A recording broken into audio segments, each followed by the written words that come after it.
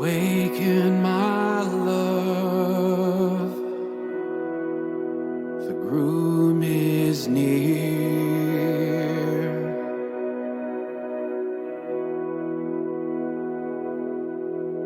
Awaken my love,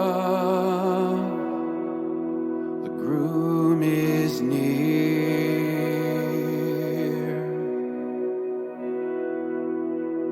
Have you seen him, the one I love?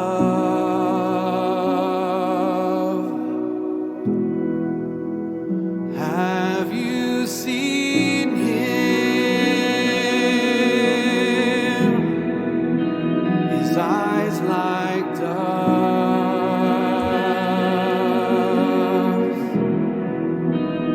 Have you seen him?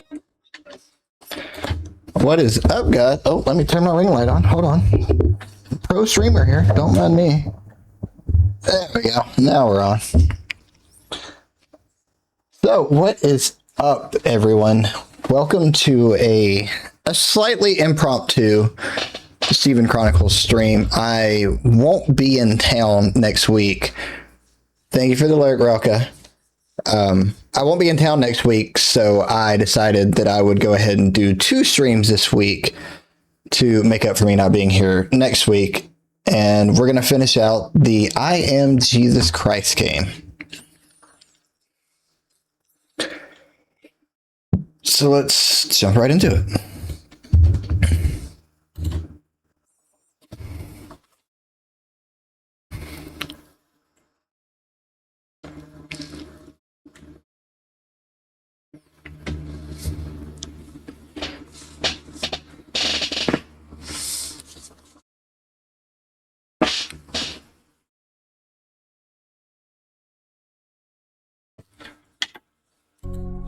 There we go. I hope everyone is doing well. I hope you all enjoyed the episode of Wednesday Night Wild that just finished out. And yeah, we're going to finish this game out. We are on the doorstep of Good Friday. We just entered the temple, or we just entered Jerusalem riding on a donkey, which is the start of Palm Sunday, which leads into Easter Sunday for the Christian faith.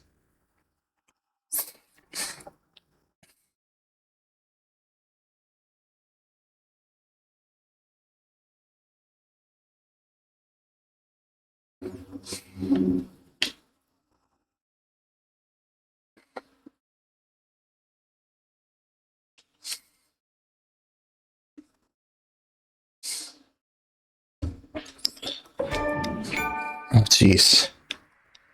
Let's start over right when the game starts. All right. So it looks like I still have a couple things to knock out in some of these places.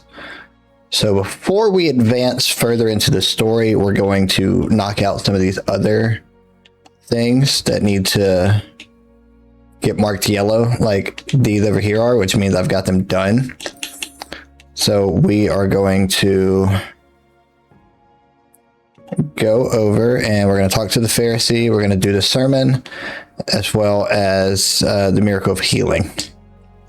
So we're going to bounce around a little bit just to complete some of the other stuff that I didn't get done last week, or not last week, that I didn't get done Monday, because I'm wanting to 100% this game if I can at all help it. The people grew quiet as he came forward. Some came to listen, some came to judge. Others only wanted to see the man they had heard about. Then Jesus stepped up, looked at the crowd, and began to teach.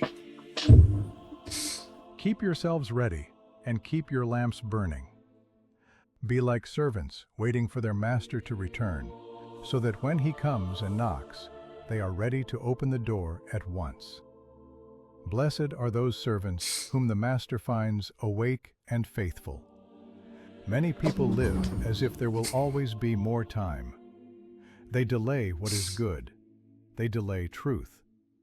They delay peace with one another. But you do not know when the hour will come. So be watchful, be ready in heart, be ready to forgive, be ready to do what is right. Blessed is the man who is found faithful when his Lord comes. For the one who walks in truth does not fear that day.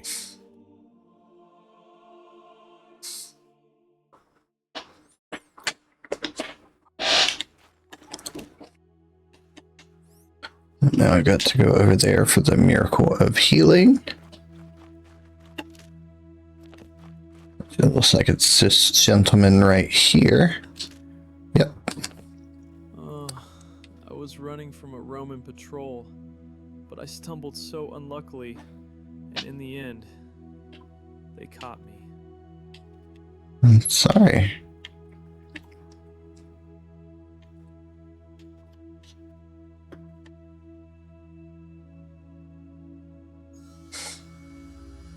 My hands are strong again.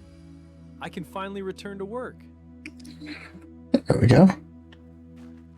Hey, Flame. I'm doing well. How are you, buddy?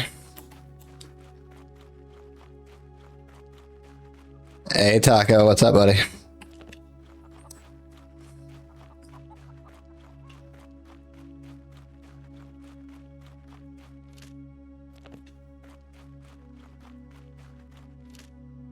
That's good to hear. Fancy trying to crack a mental exercise inspired by ancient teachings? Hey, Flame, do me a favor. Destroyed by fire and DM JVH and let him know that I'm streaming this game again. That was going to be Sodom. For Sodom and Gomorrah. Very nice, Taka. feel like teasing your brain with a challenge that might have tested even a Pharisee. Who was the first king of Israel? Saul. Absolutely. Are you up for an intellectual challenge? Perhaps one posed by a Pharisee? See what you got. Who was sold into Egypt by his brothers and later became a ruler of Egypt?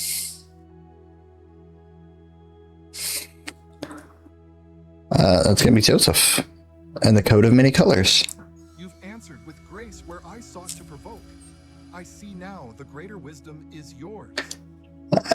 Taco, I relate to that. I do that far too often. I don't say no when I should.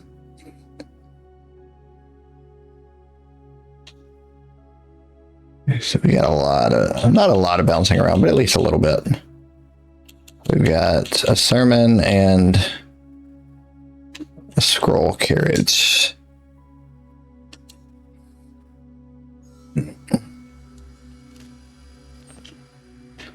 It was over this way. Yeah. Gotta go down and around right here. And it's like it might be inside. In the time of Jesus, Torah scrolls were highly revered and often large and cumbersome to carry. To facilitate their transport, especially for longer distances, special carts were sometimes used. These carts were designed to protect the sacred text during travel and were typically simple in construction. They were primarily used by scholars and religious leaders who needed to bring the scrolls to various synagogues or teaching locations. The people grew quiet as he came forward. Some came to listen, some came to judge. Others only wanted to see the man they had heard about. Then Jesus stepped up, looked at the crowd, and began to teach. Whoever hears my words and keeps them in the heart is like a wise man who built his house not on soft ground, but on rock. The rains came, the rivers rose, the winds struck with force. Yet the house did not fall, because its foundation was strong. But whoever hears and does not act is like a foolish man who built his house on sand. For a time it seemed fair and strong, but when the trial came, it could not stand. So it is with man. It is not the word alone that saves, but the word made living indeed. Not the one who speaks of truth is righteous, but the one who lives by it. Therefore examine yourselves. On what does your heart stand? On the rock of obedience, or on the sand of appearances? For the hour of trial comes to every man. On Christ the solid rock I stand, all other grounds are sinking sand.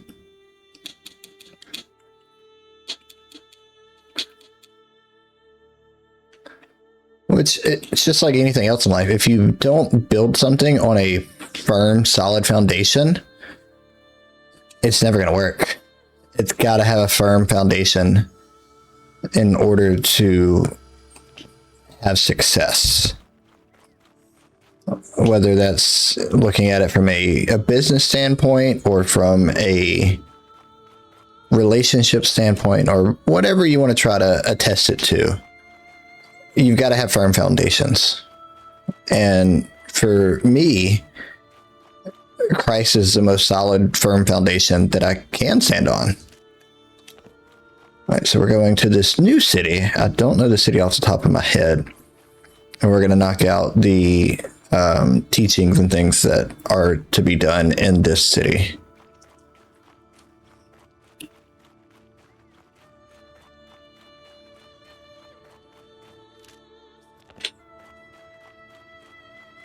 And unfortunately, I cannot fast travel to that city because I've not unlocked it yet.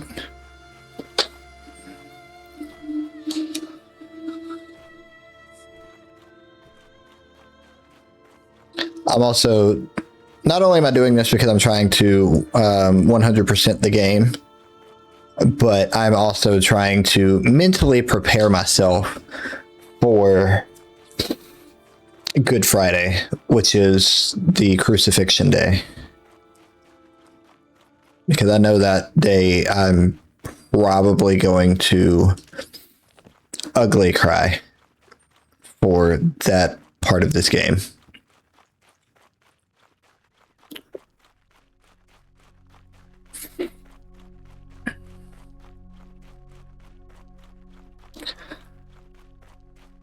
Yeah, Taco, that makes sense. You feel like you're kind of like roped in and it's hard to say no because you're already working on something else for somebody.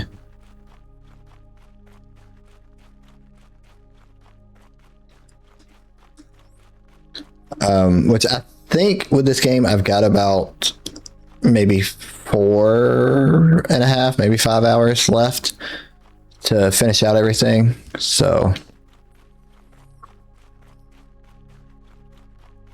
because they said this game had like 10 plus hours of gameplay to it, so I definitely want to finish it out strong.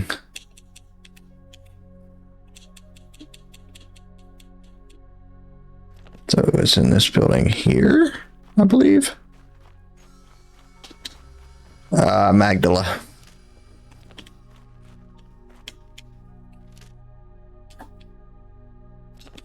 That's going to be inside the building. The new carpenter shop?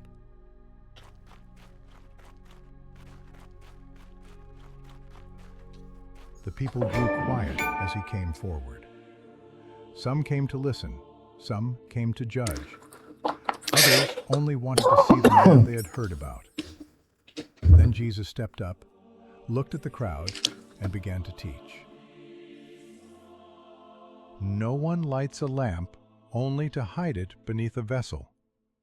It is set high, so that all in the house may see its light.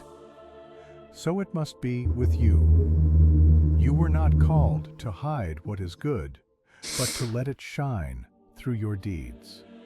Do not let the light given to you be dimmed by fear, by pride, or by indifference. For what use is a lamp if no one sees its flame? And what use is a word if it does not change a life? If you show mercy, show it truly. If you speak truth, speak it without falsehood. If you pray, let your heart be clean. Then men shall see, not your glory, but the goodness of God. He who has ears to hear, let him hear. For the one who receives the light faithfully, more light shall be given. Easy for you to speak of goodness. Easy for you to speak of light. Easy when you have not fallen into darkness. When no one strikes you from every side. When no one spits at your face. When you do not hear curses from morning until night. You speak as one who is loved. Come then, I will show you what it is to be hated by all.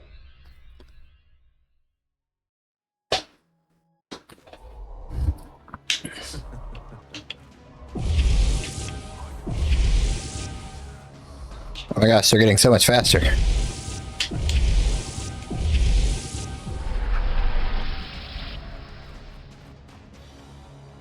In you go.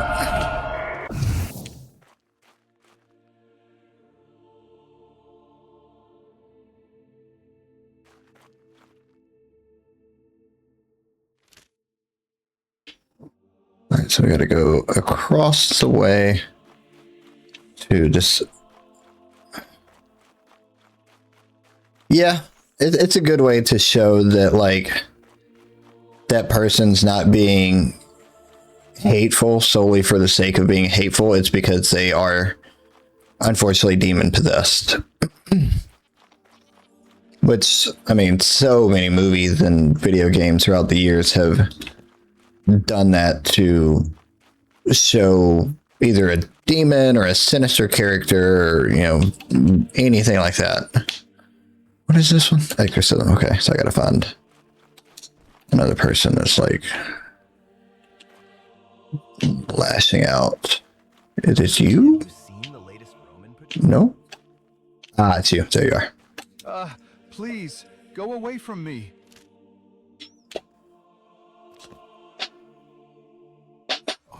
Remember, your obedience and faithfulness will bring salvation to many.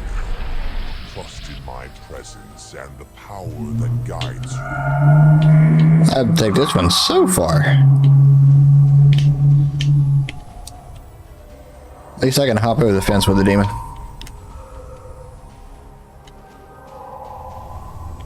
Oh, I gotta go around the fence with him. Okay. I guess that makes sense.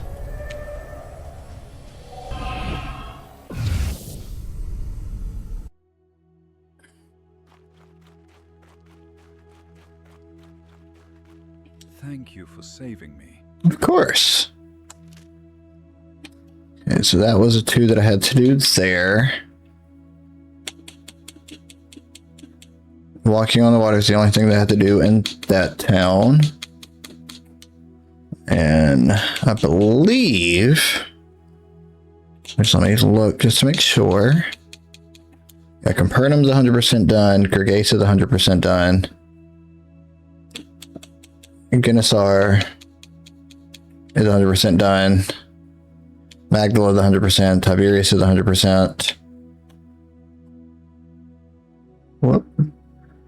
Cana is 100% done. Nazareth is 100% done. Named 100% done. And I believe... Oh, wait. Oh, we got a lot down here. Okay. I was about to say, yeah, we're done. No, not quite.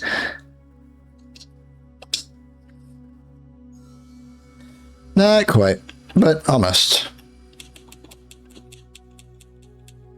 So I have to do...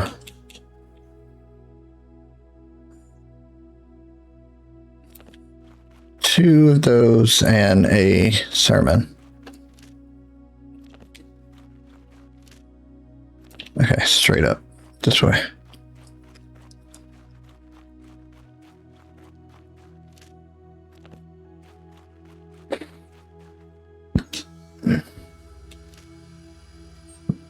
Nestled in the hills north of the Sea of Galilee, the village of Chorazin was a vibrant Jewish community during the Roman and Byzantine periods. The village's synagogue was constructed almost entirely from basalt, a dense black volcanic stone found locally. Despite its hardness and difficulty to carve, artisans shaped basalt into ornament columns, friezes, and even a seat of Moses. Chorazin's use of basalt not only showcased local craftsmanship, but also gave the structure a solemn, enduring presence.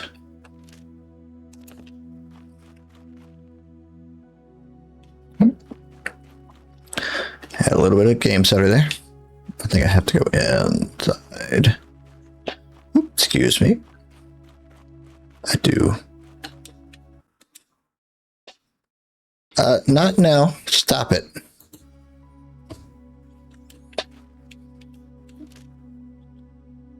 The seat of Moses in Chorazin refers to a stone chair located in the synagogue where religious leaders would sit and read from the Torah.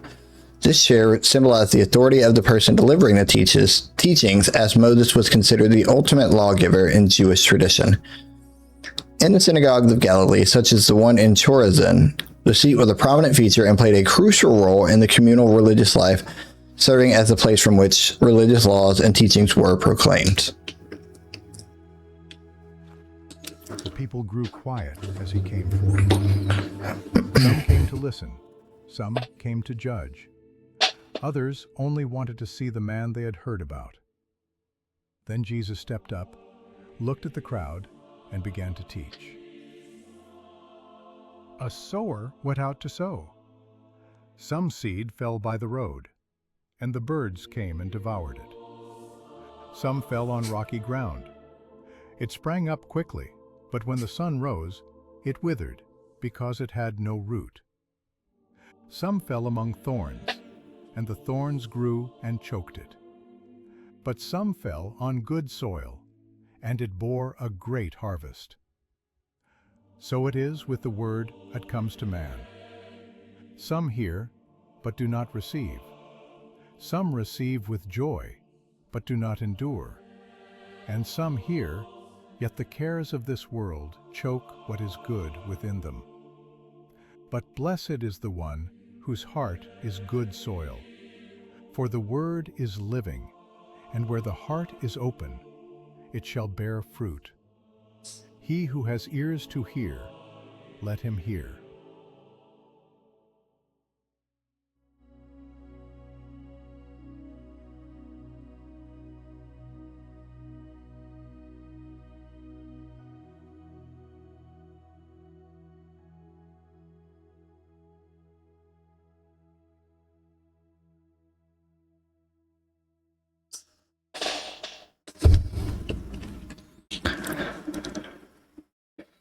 That one's probably my favorite parable of the sower.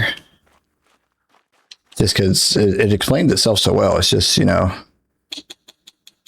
if you're putting your faith and your belief into good soil, which is being open to receiving the faith and things of that nature, then it'll grow. But if your heart is hardened, then it's not going to grow.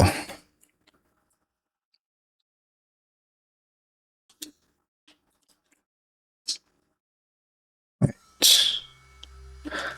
Taco, of course, you are 4K away from debated.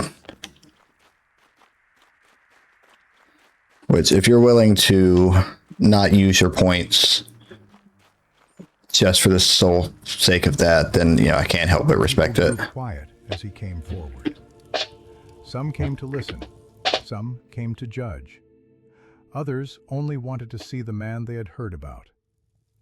Then Jesus stepped up, looked at the crowd, and began to teach. There was a rich man whose land gave him a great harvest. He said to himself, "What should I do? I have no place to keep all my crops." Then he said, "I know what I will do. I will tear down my barns and build bigger ones. There I will store all my grain and all my goods. And I will say to myself, 'You have enough for many years.' Rest, eat, drink, and enjoy your life. But God said to him, Fool, this very night your life will end. And all that you have stored up, who will it belong to then? This is how it is with the man who stores up treasure for himself, but is not rich before God. Some men have full barns, but empty souls. So guard your heart, lest wealth make you poor before the Lord.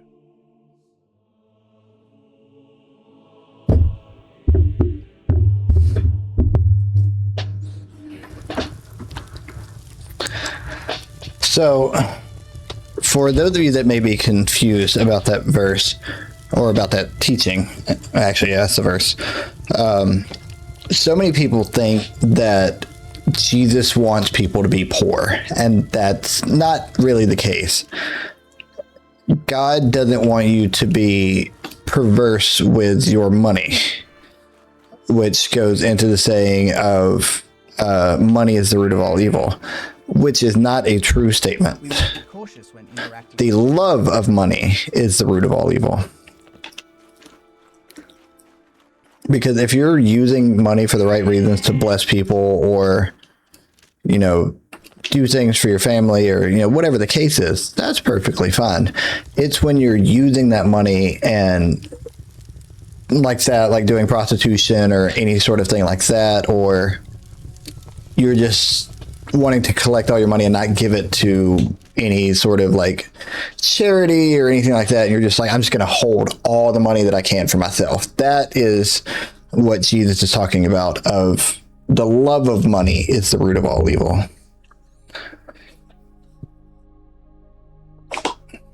Each spring, thousands of Jewish pilgrims from across the world made their way to Jerusalem to celebrate Passover, one of the three major pilgrimage festivals commanded in the Torah.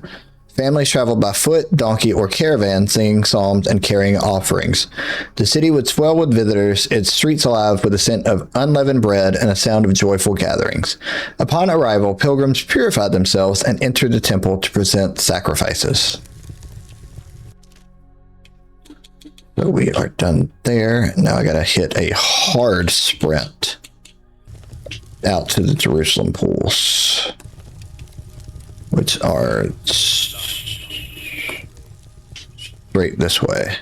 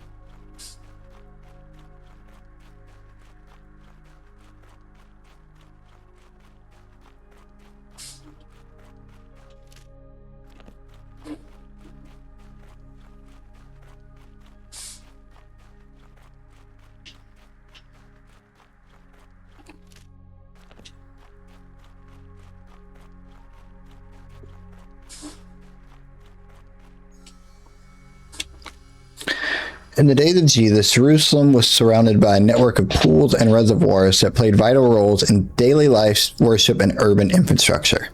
Pilgrims used it for ritual purification before ascending to the temple.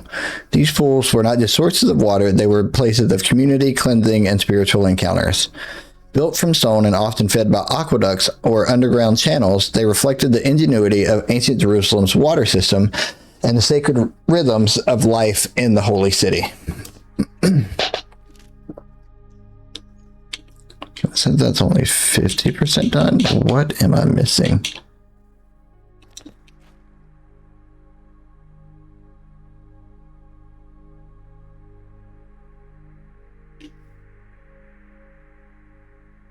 There.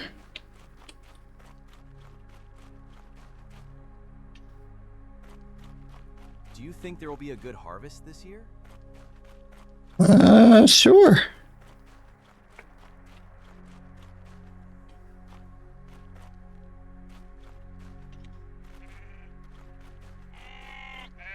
Did you see the new carpenter shop? No, I did not.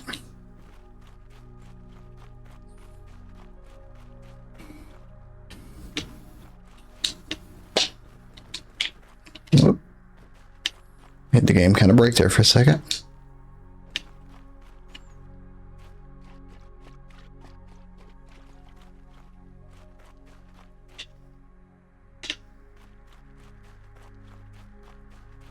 I don't see anything else that's glowing.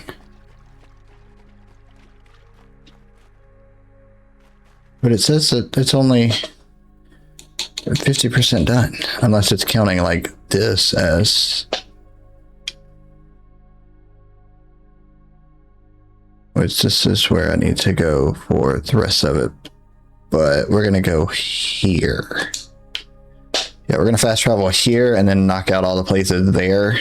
And then go to the meeting point.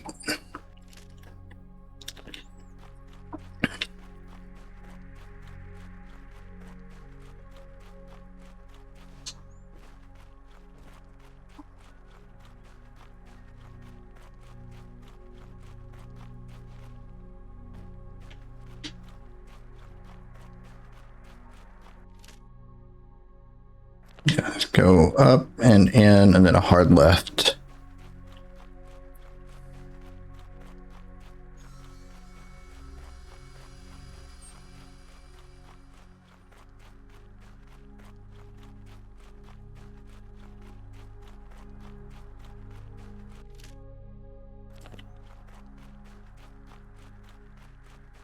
Well, up and around and then a hard left.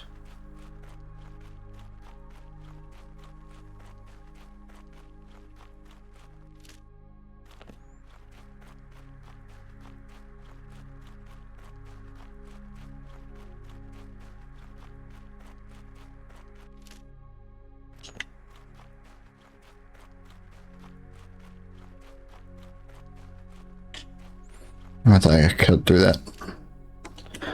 Obviously not.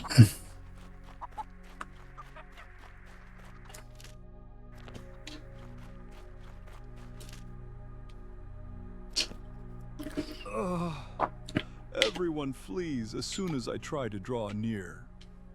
I feed only on my own loneliness.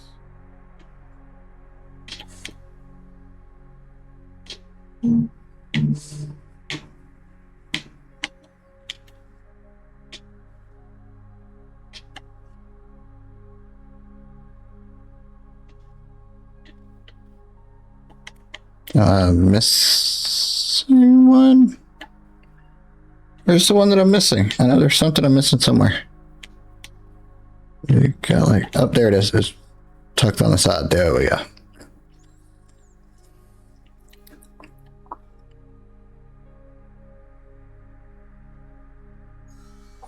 There you are, my friend. No one will run away from me anymore. Thank you for giving me my life back among people. Okay, so now I gotta go this way and then I gotta go back in. Whatever back in would look like.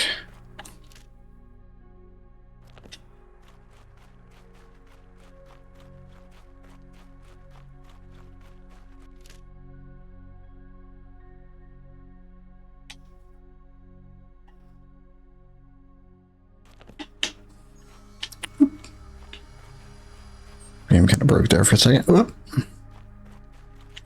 So yeah, I think I've got to go back in.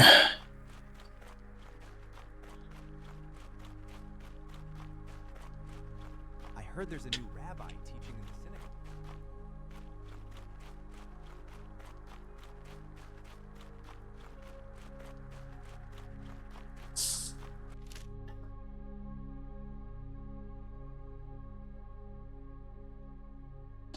Going the wrong way.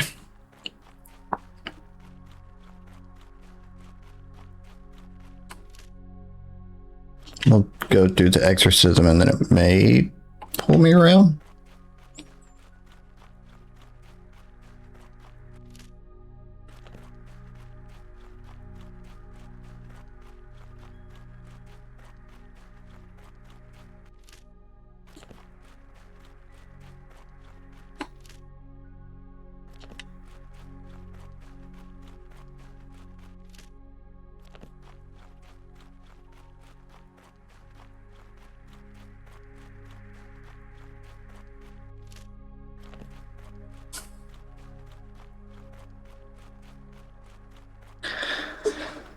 So I think Zach and them are doing commentary, so maybe a minute before they join.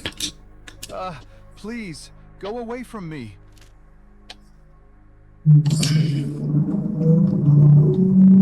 Remember, your obedience and faithfulness will bring salvation to many. Trust in my presence and the power that guides you.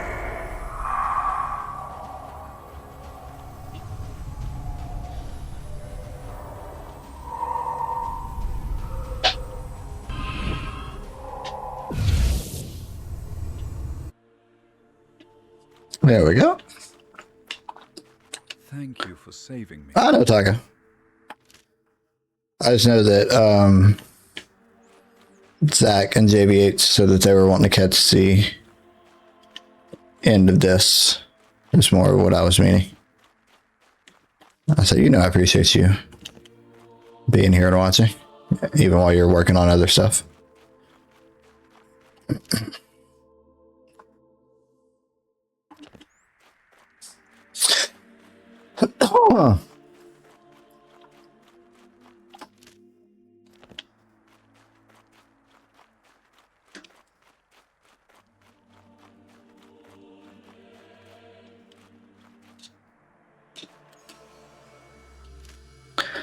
Herod the Great's plans to strengthen the walls of Jerusalem were interrupted, leaving the city with incomplete fortifications. This unfinished wall became a symbol of Herod's unfulfilled ambitions, and in later years, some sections were reinforced in response to threats. However, before the Roman siege of Jerusalem in 70 AD, the city still had certain defensive weaknesses which influenced its fate. And now we're going to run all the way around.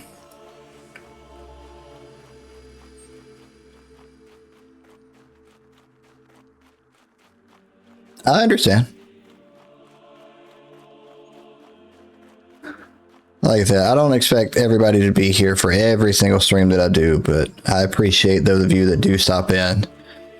Whether it's for like 5 minutes or you've just got me going in the background while you're working on your personal stuff, or you're here from the very start of the stream to the end of the stream.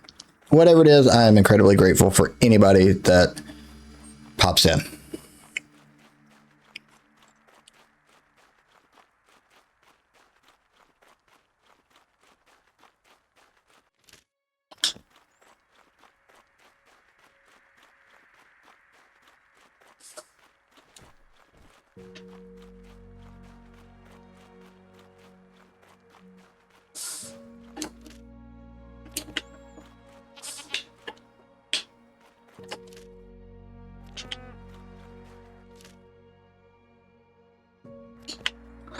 I think it's inside of this thing.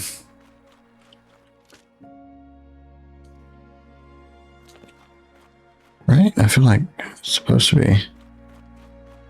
Because, yeah, there's nothing over there that allows me to get over there to do it. Like, it's all blocked off, so it forces you to go up the temple stairs.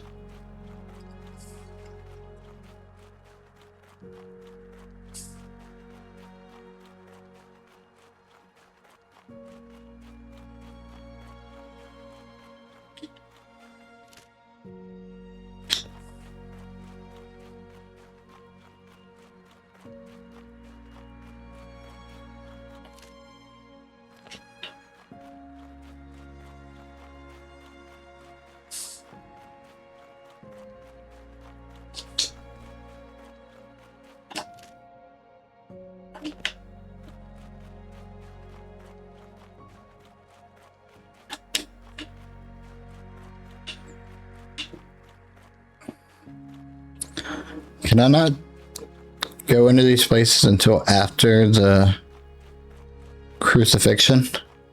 Because that's when the veil is torn.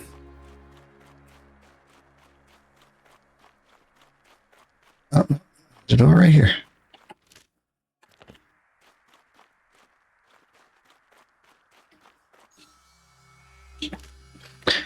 Laver, a large basin used for ceremonial washing, held deep symbolic and ritual significance rooted in Jewish temple practices. Originally introduced in the tabernacle and later in Solomon's temple, the laver was used by priests to wash their hands and feet before performing sacred duties, emphasizing the necessity of purity before approaching God. Did you see the new carpenter shop?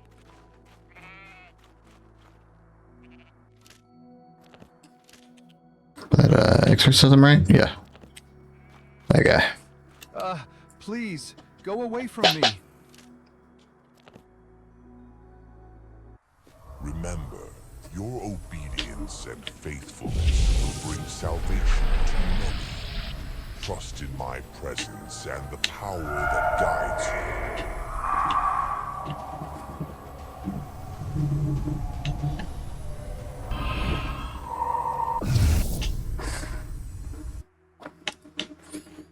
you. There we are. Beautiful.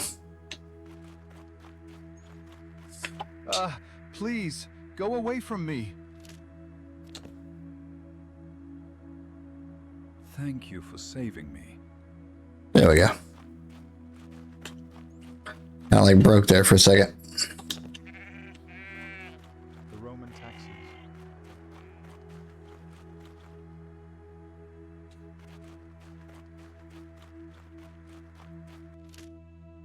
Everything there.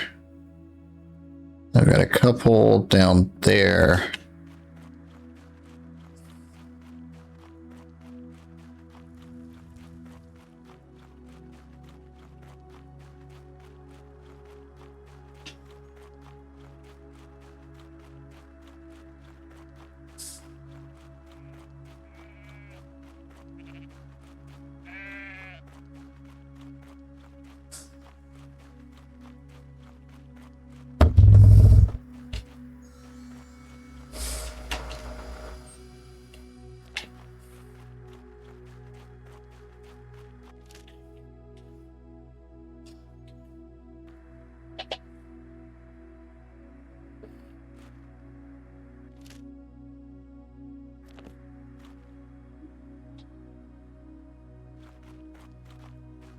Feel like teasing your brain with a challenge that might have tested even a Pharisee?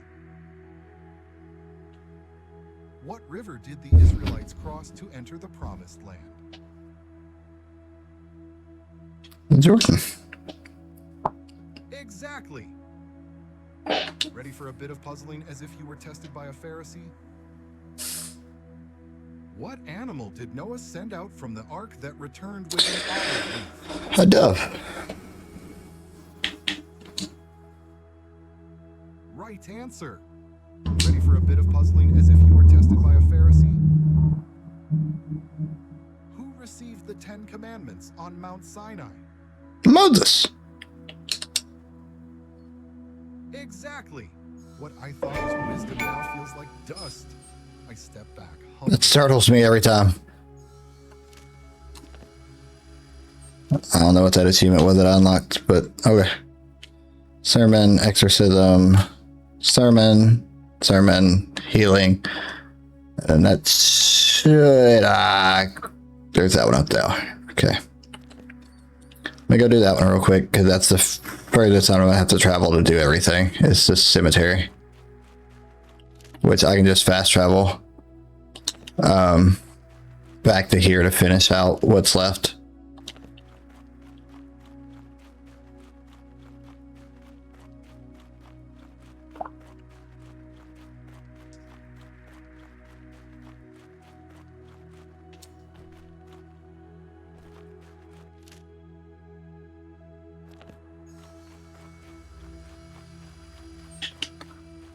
Let's just turn around and go up this way and around like I'm kind of meant to. Whoop, whoop.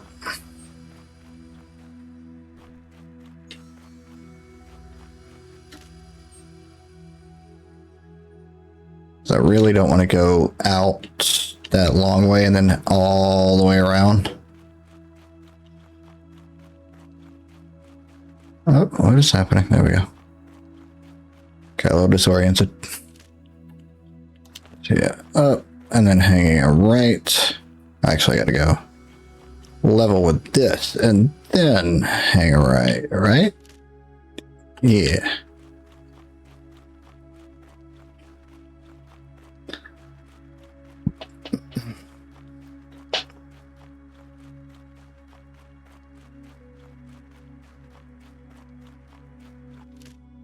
Again, I'm doing some of this stuff just because I'm trying to 100% the game, but also feel like me doing all of this will allow other people that I know are wanting to see the rest of the game, give them time to hop in.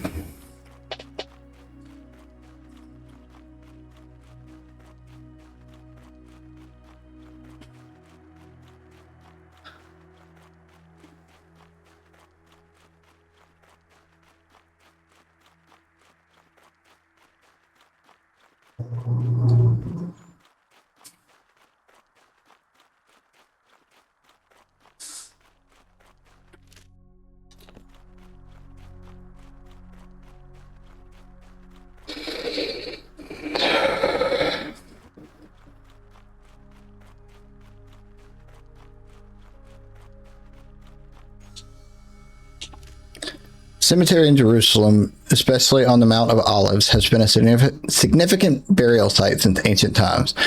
During the time of Jesus, it was considered a holy place for burial due to its proximity to the temple and the belief in resurrection at the end of days. Cemetery was an essential part of Jewish life, with elaborate tombs for the wealthy and simpler graves for others. The burial practices reflected the deep... Sorry, that was a bug. The deep religious beliefs of the Jewish people, emphasizing the hope for resurrection and the importance of being buried close to Jerusalem. Cool.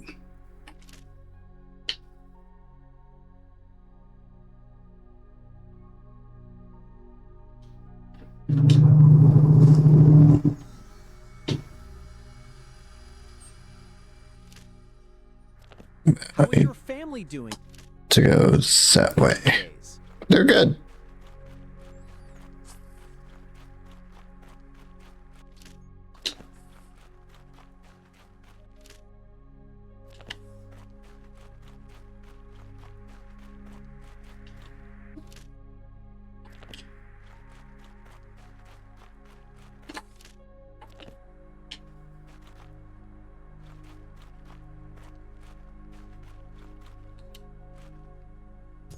The people grew quiet as he came forward. Some came to listen, some came to judge. Others only wanted to see them. Then Jesus stepped up, looked at the crowd, and began to teach. If a man has 100 sheep, and one of them is lost, will he not leave the rest and go to look for the one that has wandered away? And when he finds it, he rejoices more over that one sheep and over the others that never wandered. So it is with God. He does not rejoice when a soul is lost. He rejoices when the lost one returns. Therefore, do not despise those who have fallen. Do not say, "This one is beyond saving." As long as a man still lives, the road back is not closed. There is great joy over one heart that returns. So be merciful, be patient, and be ready to seek the one who has gone far away.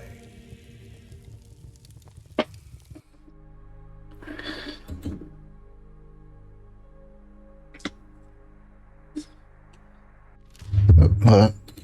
There we go. He leaves the 99 for the one. You are never, regardless of what you've done in this life or how angry you've gotten at God or anything like that, you are never too far removed from God's grace.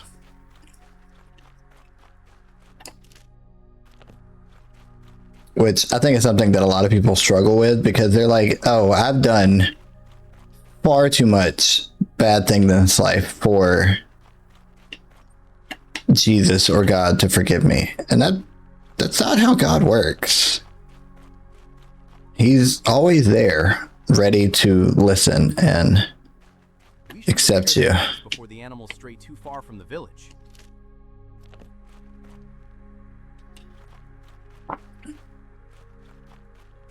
Did I walk past him?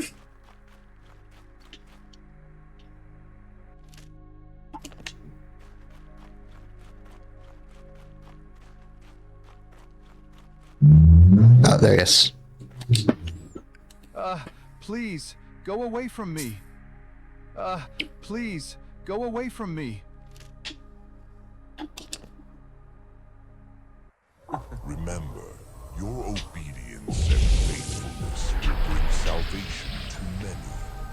Trust in my presence and the power that guides you. My aiming skills are getting better with that.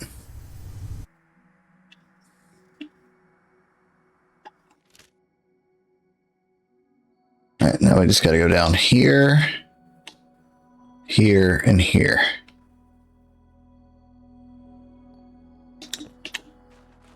So, that way, right? Yeah.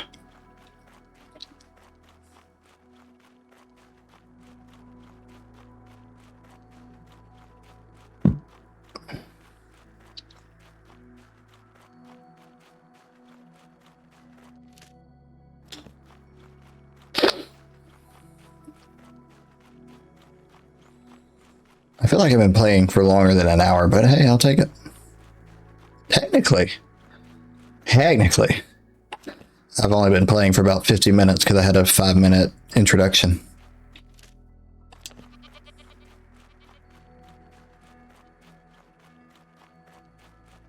Or startup screen, whatever you want to call it.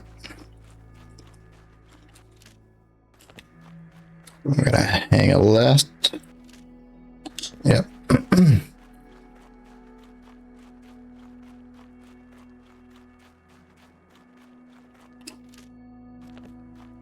Just a little bit more up ahead. There it is. People grew quiet as he came forward.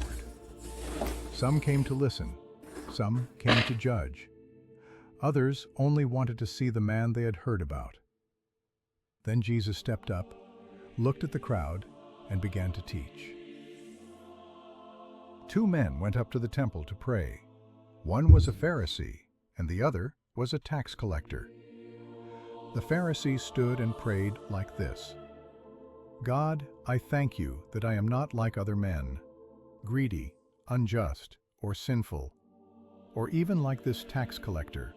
I fast, and I give 1/10 of all I have. But the tax collector stood far away. He would not even lift his eyes to heaven. He beat his chest and said, God, have mercy on me, a sinner. I tell you, this man went home accepted by God, and not the other. For the one who lifts himself up will be brought low, and the one who humbles himself will be lifted up. God does not look at proud words. He looks at the truth in a man's heart. A humble heart is nearer to God than a mouth full of praise for itself.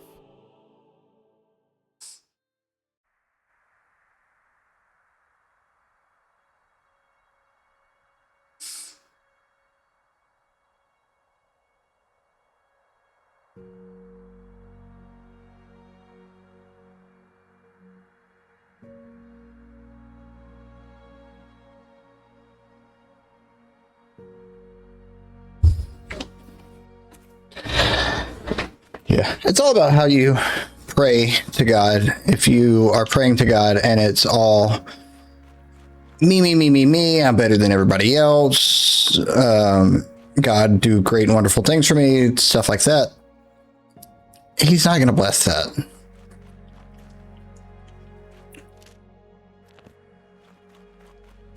But if you humble yourself before the Lord and you say, Jesus, I admit that I'm a sinner. These are the things that I'm struggling with. I can't do it without your help. And you come to him with an open heart and an open mind, and you're willing to set aside your pride, which I think for a lot of us, Christians included, that's a very hard thing to do. Because us as humans, we are very incredibly prideful creatures.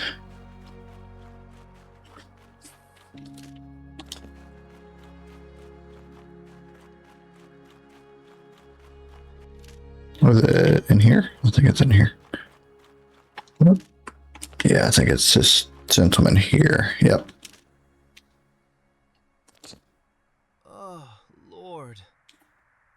was beaten for a supposed debt. Oh, how it hurts. I feel this terrible pain all over my body. The debts don't matter anymore. The pain is gone. But I need to stay for a while to think everything through.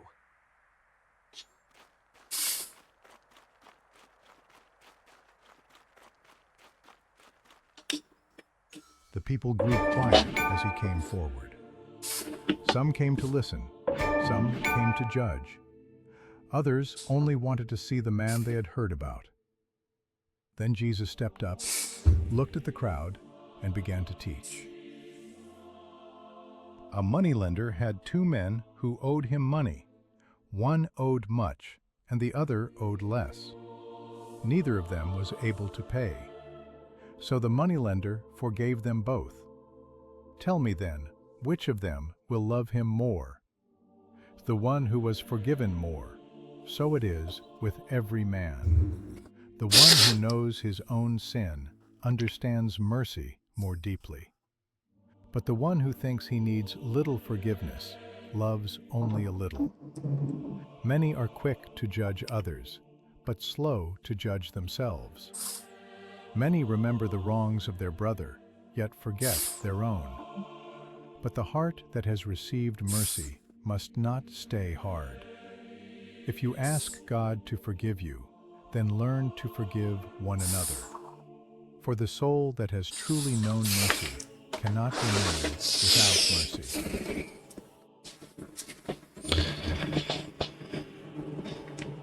There's another passage that's very similar to that, that's saying, don't point out the thorn in my eye without acknowledging the log in your eye.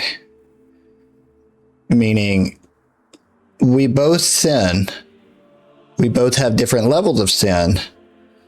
But are you willing to admit that sin and turn away from that sin?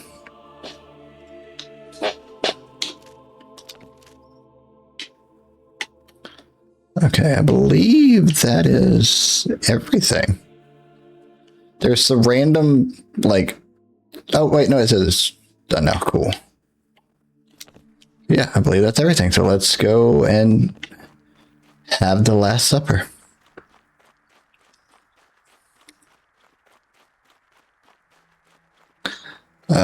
So be prepared to see me ugly cry.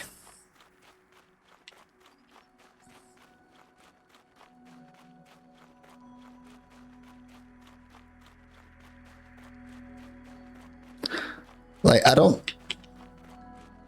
know. There might be a couple parts, if they put it in here, that are what I would consider pertinent to the Last Supper, that will make me cry if it's in here. But I think it's more going to be the betrayal and everything that comes from that that's going to make me cry. But before we do that, because the doorway is right there, I need to go step away to the restroom really quick. So I've been streaming for about an hour. Go stand up, stretch your legs, get some water. We're finishing this out one way or another tonight. So I will be right back.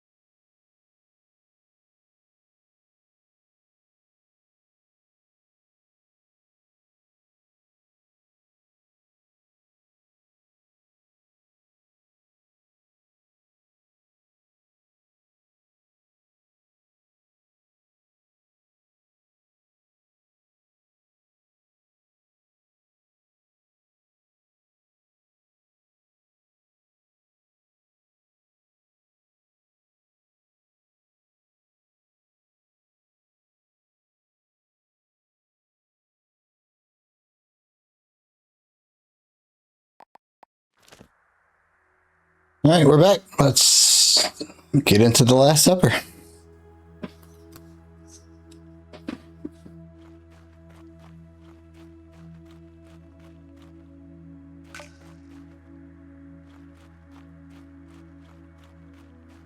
Welcome, Master. You can't imagine how glad we are to see you.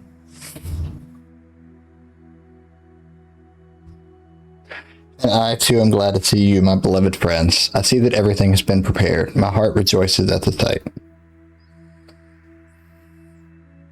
Indeed, Master. Everything looks perfect, almost as if someone knew exactly what we needed. It's a sign that he foresaw everything. If only the people knew that he is the true King of Israel, they would rise against Rome tonight. Simon, this is not a time for battle. It's a feast, not a revolt. But what if something is about to happen tonight? Something we don't yet understand. Sorry, man. Answering a text about Saturday. Give me just a second.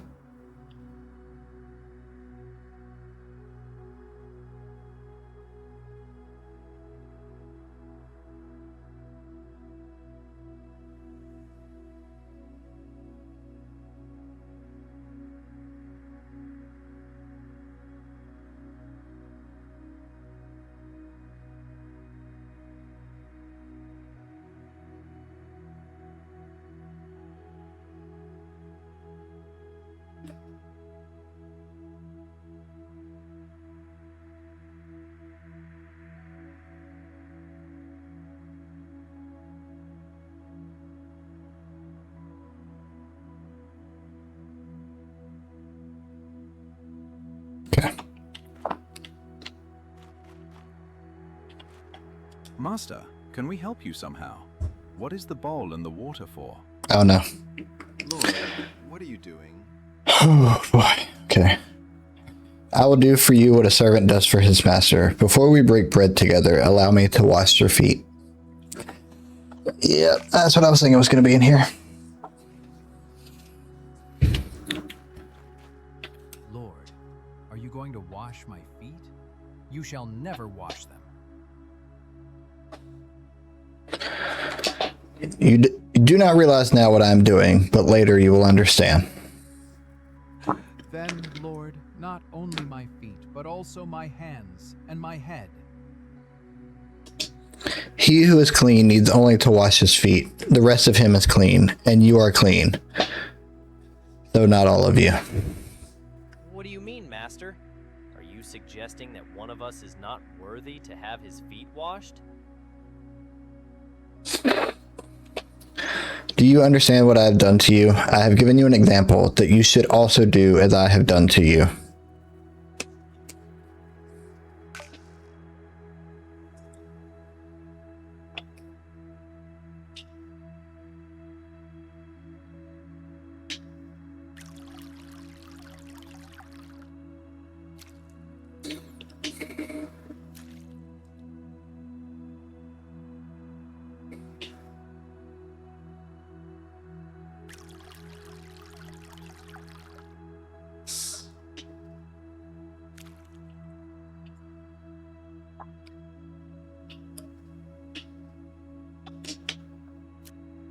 There we go.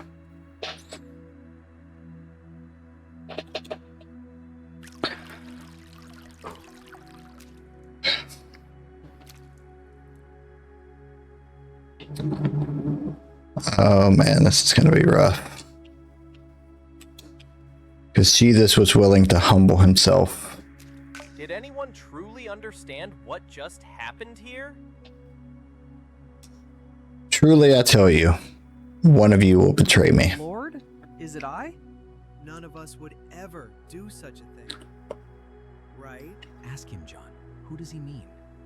Lord, who is it? No, I won't listen to this any longer. I'm going out. I need air. What you do quickly. Maybe he went to get something for the feast. Now the Son of Man is glorified, and God is glorified in him. My little children, I will be with you only a little while longer. How should we understand your words? A new commandment that I give you, that you love one another as I have loved you. By this, everyone will know that you are my disciples, if you love one another. Jesus took bread, lifted it, and gave thanks, saying, "Take and eat. This is my body, which is given to you." He is giving himself Then he broke the bread to us. and began to I give am it not to each of worthy, the Lord. apostles. And yet In their you eyes give it to me. there It was is reverence love. and a He quiet gives lack himself of to us understanding. out of How love. can we comprehend this? How can we eat him? Not the sword, not power. This is his victory. This is his way to remain with us forever. This is more than a ritual of Passover. The Master truly speaks of himself, of his own body. This is the covenant, the new covenant spoken of Yes, by the Rabbi. prophets. As Moses gave manna, so he gave the bread from heaven. This is the covenant, the new covenant spoken Oh, of. only the plates that belong to the apostles. This Okay. is his way to remain with us forever. The Master truly That's why I was speaks of breaking. himself, Okay. of his own body.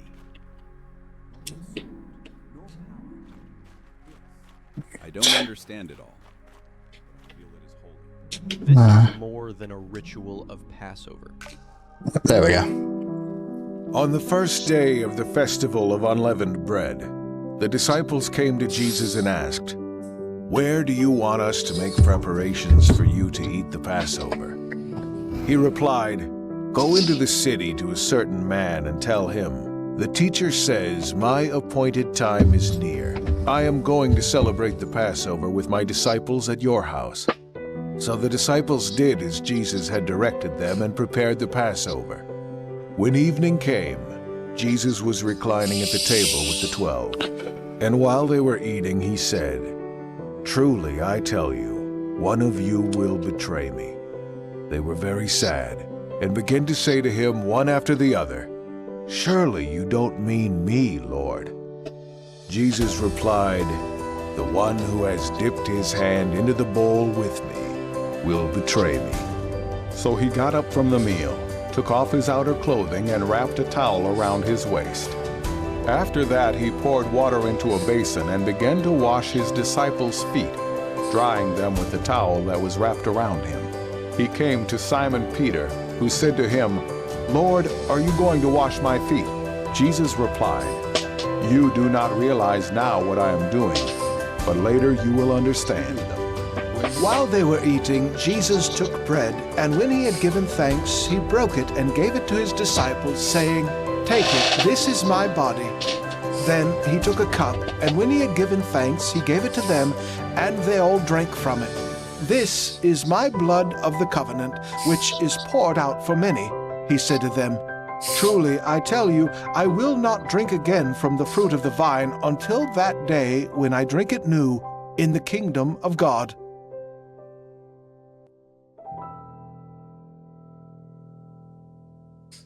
Master, I see you looking at me more intently than at the others. Is something wrong?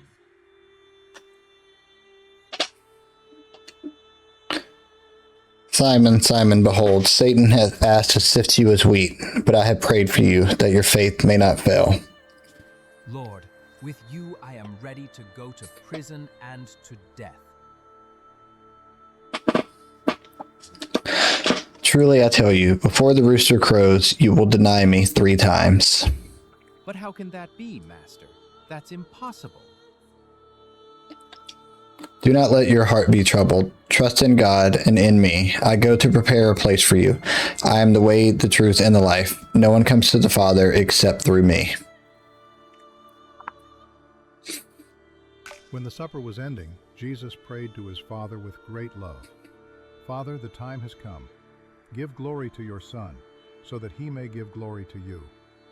Keep my friends safe and help them stay united, just as you and I are one. I'm not only praying for them, but also for everyone who will believe in me because of their words. I want them all to be with me and see my glory." It was a prayer full of love, for his friends and for everyone who would one day believe in him. I want them all to be with me. But how is this, Master? You are leaving us? You are leaving us all alone? If you love me, keep my commandments. I will ask the Father to send you another helper who will be with you forever, the Spirit of truth. I will not leave you with orphans. I will come to you.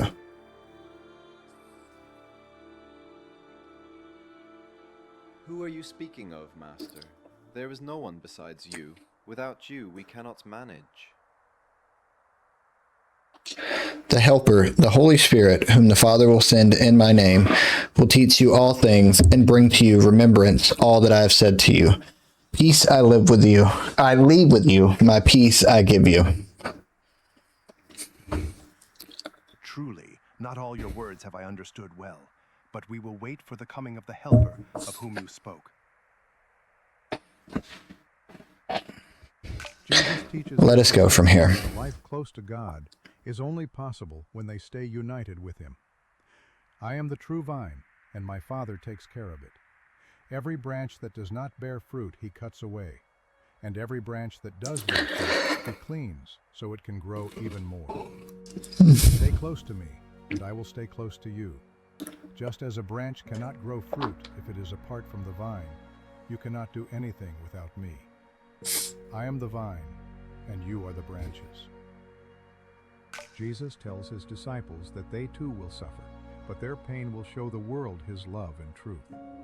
This is my commandment: love one another as I have loved you. No one has greater love than the one who gives his life for his friends. If people have hurt me, they will also hurt you. Finally, Jesus compares his death and resurrection to the pain of a mother giving birth, pain that turns into joy and new life.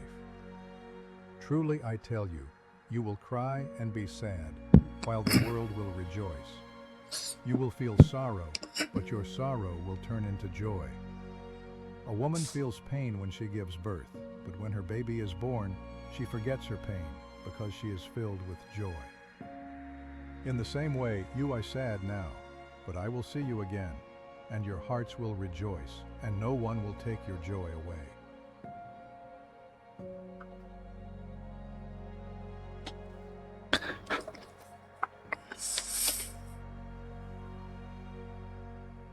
Even though Jesus knew that Judas was going to betray him, he still humbled himself and washed his feet.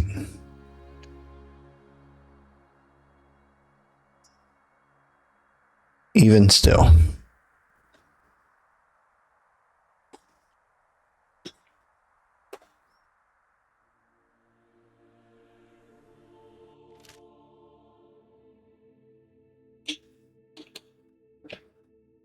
Where's the Garden of Gethsemane?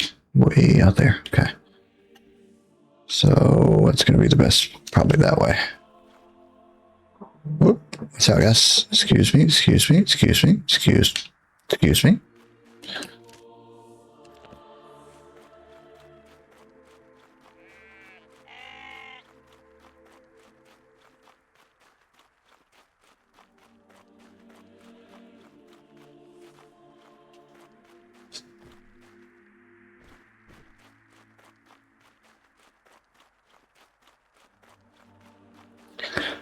No, Rodkibby's not done it yet. I'm about to go and pray in the Garden of Gethsemane, and then after that, it'll happen.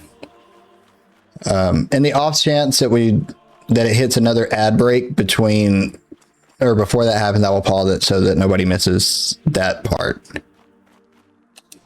Oh, did I go too far? I went the wrong direction.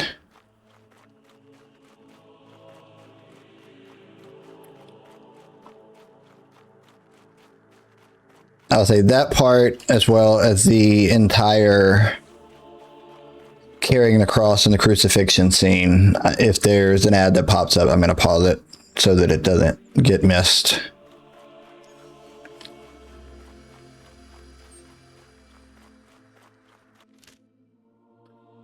Then I've got to go up and out. Okay.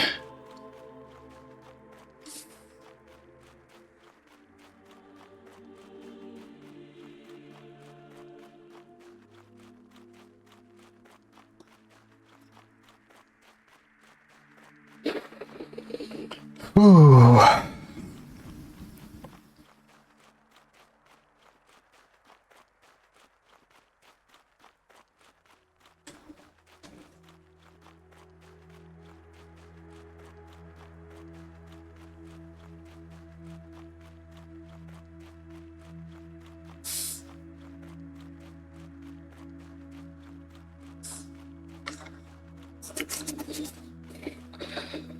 I know there's going to be like the actual like carrying the cross up to the crucifixion. Two things that I wonder if it's going to have. If it's going to have him getting beaten by the Roman soldiers, and if it's going to have the actual nails getting driven into his hands and his feet. Thank you, Taco, for gifting Rodkip a sub. Now the homie don't have to deal with ads for a whole month.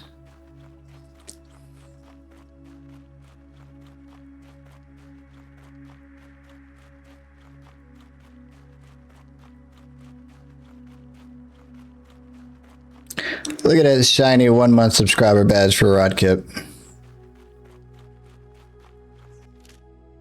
which was made by the amazing Gavin Bell.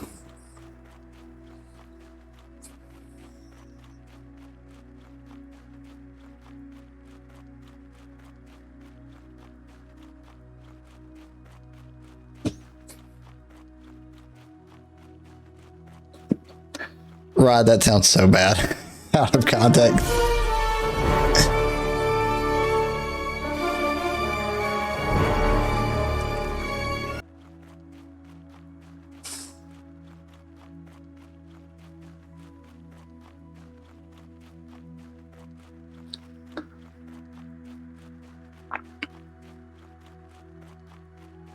Oh, y'all just teleported up here. That's not fair. That's cheating. I hope we are going in the right direction. Don't complain. Over there, on the left, you can see the olive trees that grow only on this part of the slope. Yes, it seems you're right. We've finally made it.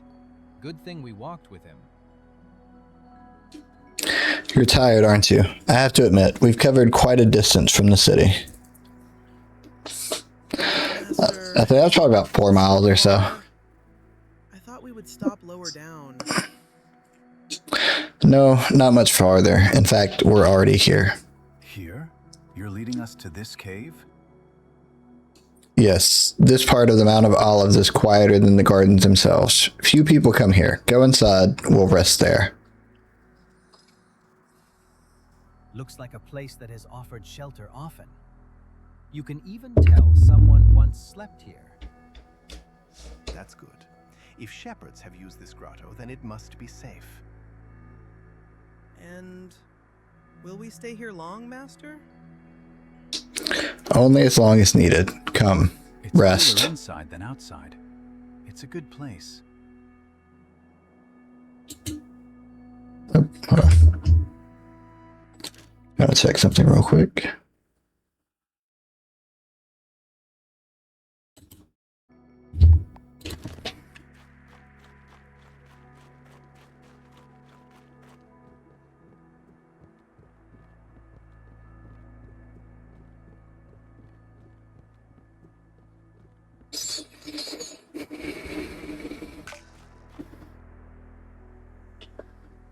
Faith and frailty. Speak with Peter.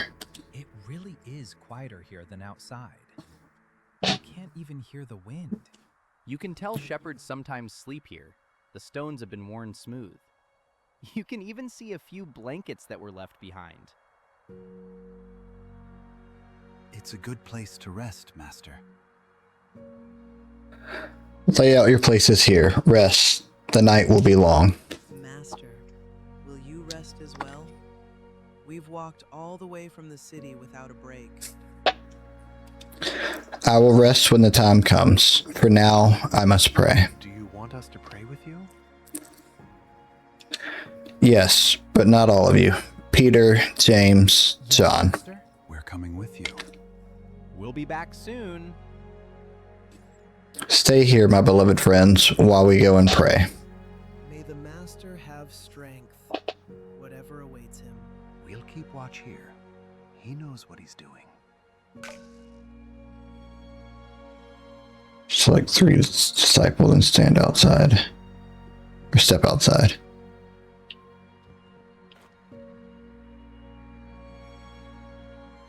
Peace to you.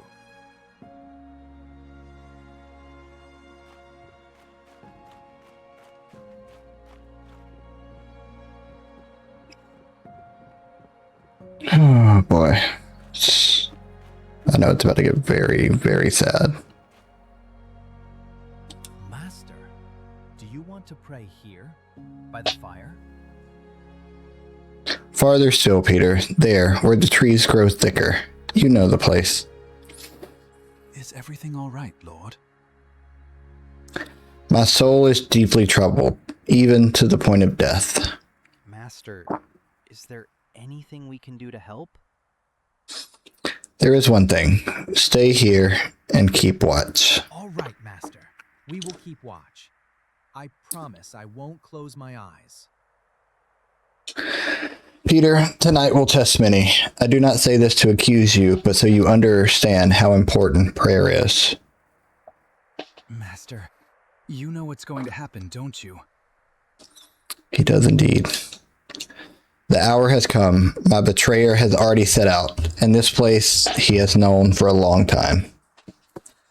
Is that why you want us to keep watch? And we all know who it is.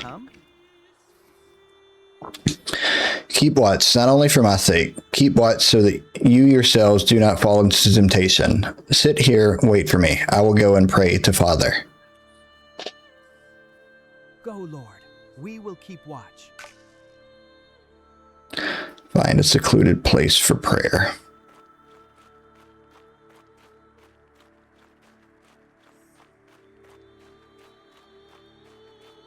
Jesus walked away from his disciples, deeper into the garden, where the olive trees grew denser and the moonlight barely pierced through their leaves. When he was about a stone's throw away from Peter, James, and John, he fell to his knees, and then to his face. There, in solitude, in struggle, he began to pray.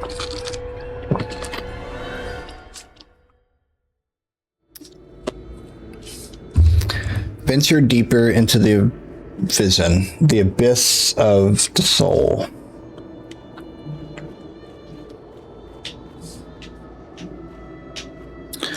Okay, so for those of you that are watching, I can't fully see everything because my screen is so much darker than what you guys are seeing.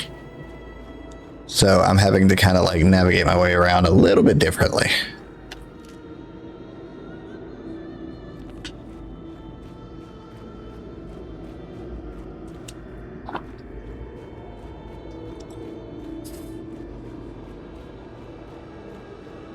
I was wondering how they were going to portray him being under so much stress while doing these prayers.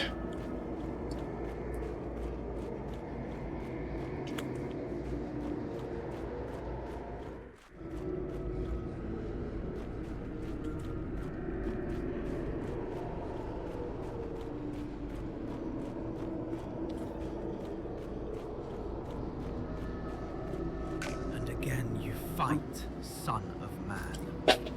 Does it never tire you? Look at them.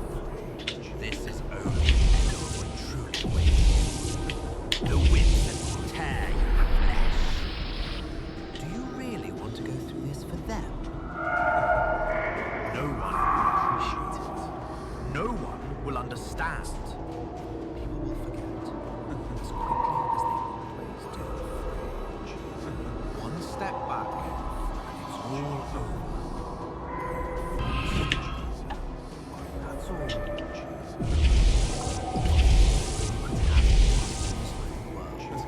If only you wanted.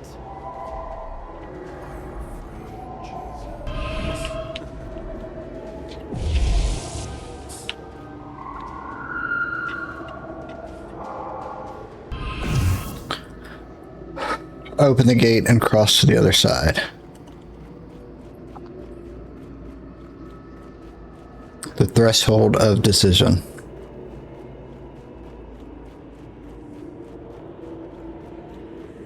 Jesus prayed, and his voice trembled, as if the very words wounded him more deeply than anything that was about to come.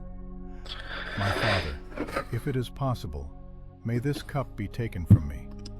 Yet not as I will, but as you will.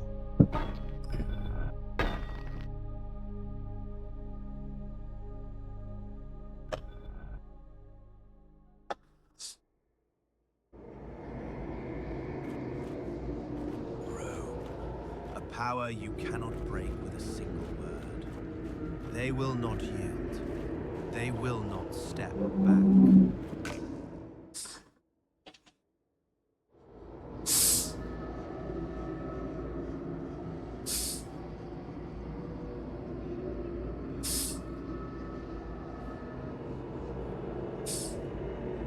You know their brutality.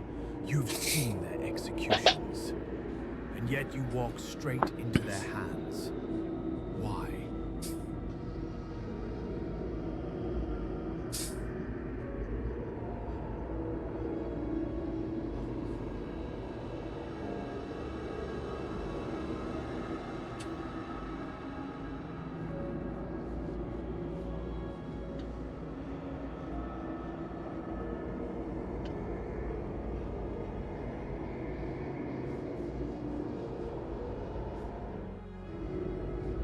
Do you think your disciples will stand by you?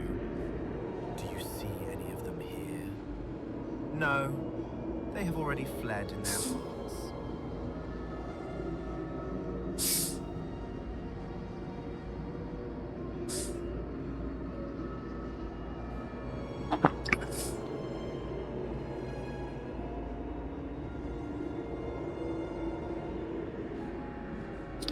This is such a insane way to show the battle that Jesus was having with himself, knowing what was to come on the cross and the beatings. Walk straight ahead! You can still live.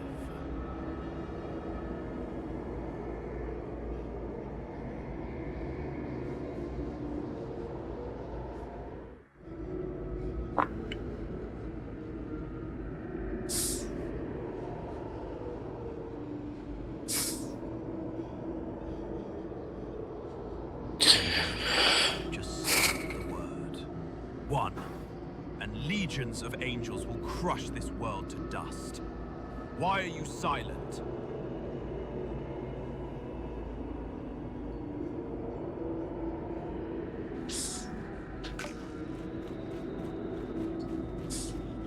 Jesus prayed a second time. His steps were heavier than before, as if every movement demanded great effort.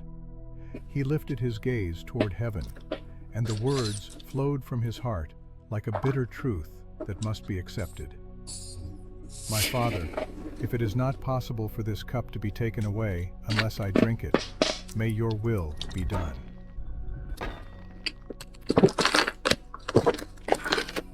Not Jesus' will, but God's will be done.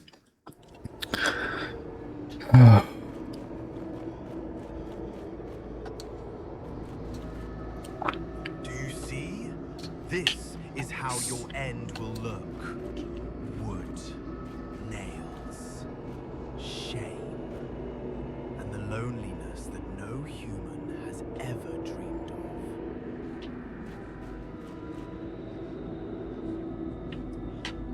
I think I've got a... So I'm having to look at my other monitor. Let me see if I can turn the brightness up because I can't really see it.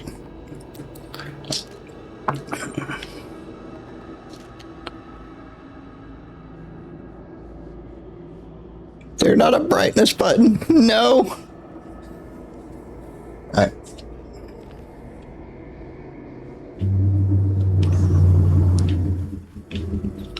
Is it this way? Yeah, okay.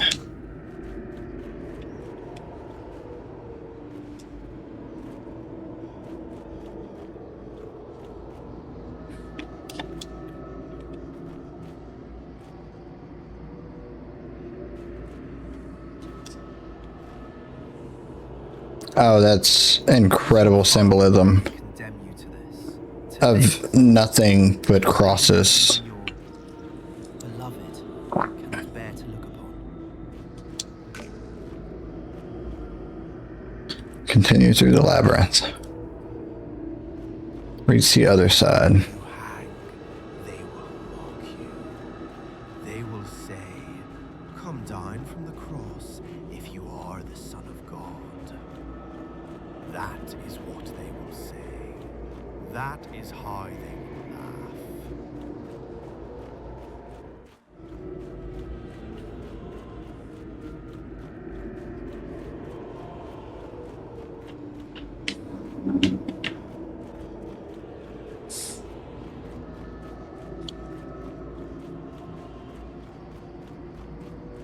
Do this, Yeshua. Not for this humanity. They are not worth it. Leave them. Leave and come with me.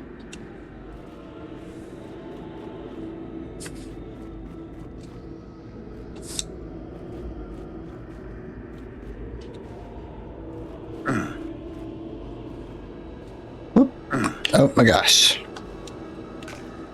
Yeah. Let me build my strength back up. Give me a second.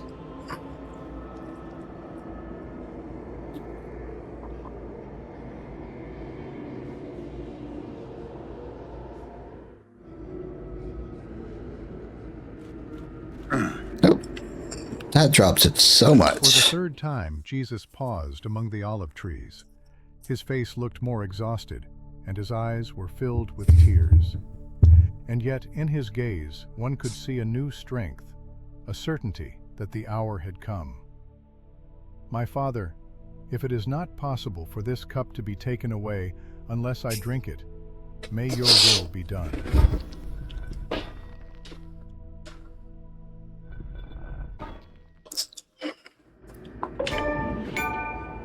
Return from the abyss, exit the vision.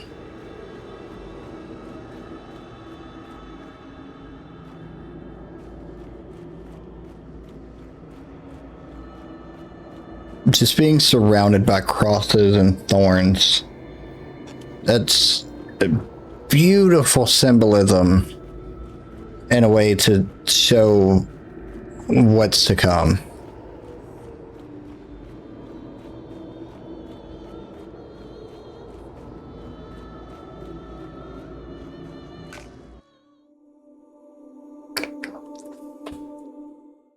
Lord, you are not alone. I've seen everything, the darkness, the beatings, the crosses, even the nails. How can I endure this, angel? You do not face this alone. Father sees your pain and knows every moment of this struggle. My soul is deeply troubled, even to death, and my disciples, they sleep. Have faith, not doubt. Your spirit is willing, and you do not walk alone. Father is with you, guiding each step toward redemption.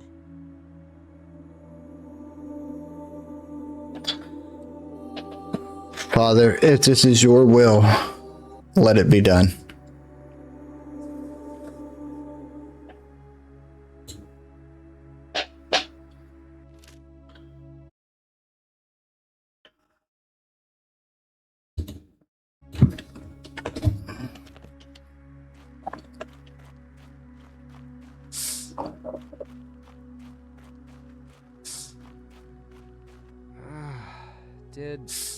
Did we really fall asleep? Could you not watch for 1 hour? No, Master. I wasn't sleeping.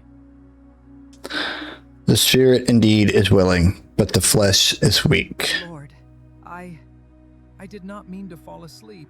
We suddenly became so tired. Prayer, it was so heavy. I know, but now you must remain with me, even if the hour is difficult. Watching it is an expression of love and faithfulness. The hour is coming, but Father is with me.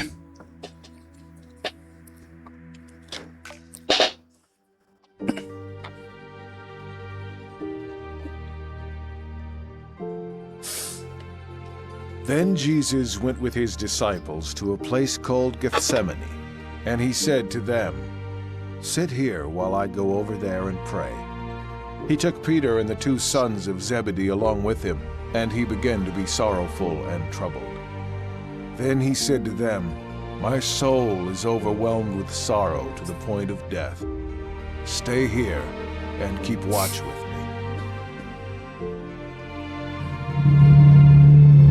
Just as he was speaking, Judas, one of the 12, appeared. With him was a crowd armed with swords and clubs, sent from the chief priests, the teachers of the law, and the elders. Now the betrayer had arranged a signal with them. "The one I kiss is the man. Arrest him and lead him away under guard." Going at once to Jesus, Judas said, "Rabbi," and kissed him. The men seized Jesus and arrested him. Then one of those standing near drew his sword and struck the servant of the high priest, cutting off his ear. Jesus commanded Peter, "Put your sword away. Shall I not drink the cup the Father has given me?"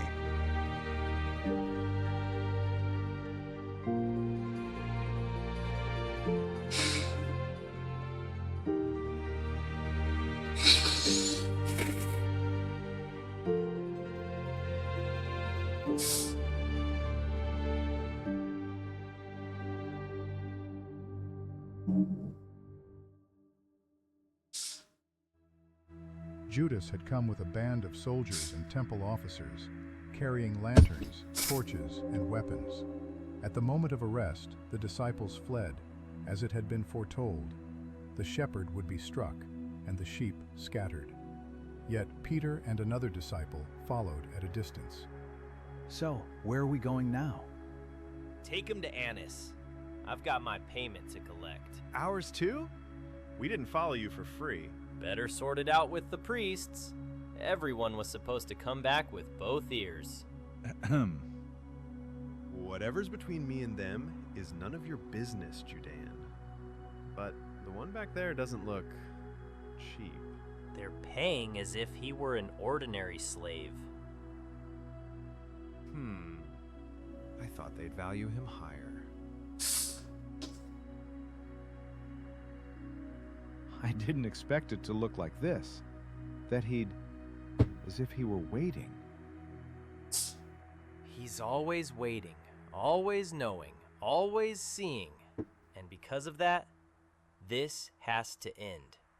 I saw him heal the man who came for him. You saw it, and you're still dragging him along. We have to go. We're going. I'm just asking, why? Why? Because it has to be done. I thought he'd finally do what everyone who sways a crowd promises to do, and now he has to face the consequences. That isn't an answer. It's the only one I have. But why did you hand him over? He looks like he's already forgiven you before anything's even begun. It's politics. You don't have to understand. You hide behind politics the same way you hide behind, "I have to." I don't think you fully know what you've done. Faster. There's no time.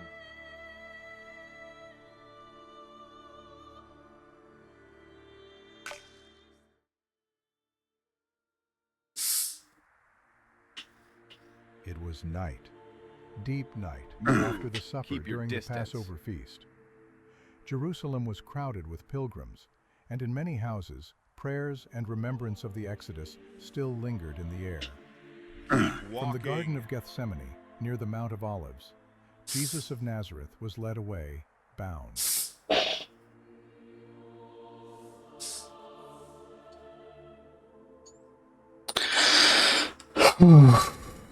The city is full of people. It's always like this at Passover. That's why we take the side streets.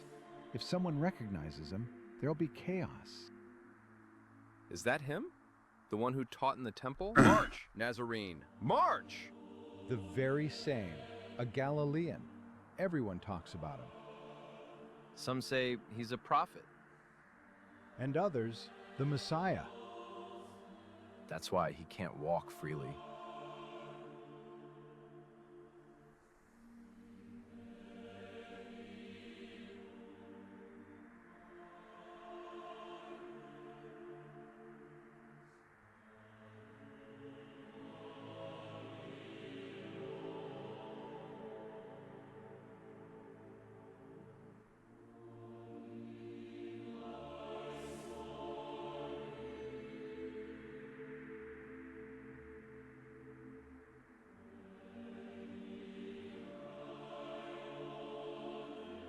This man you are leading, is that Jesus? Step aside and stay out of our business, or we'll take you along the same way.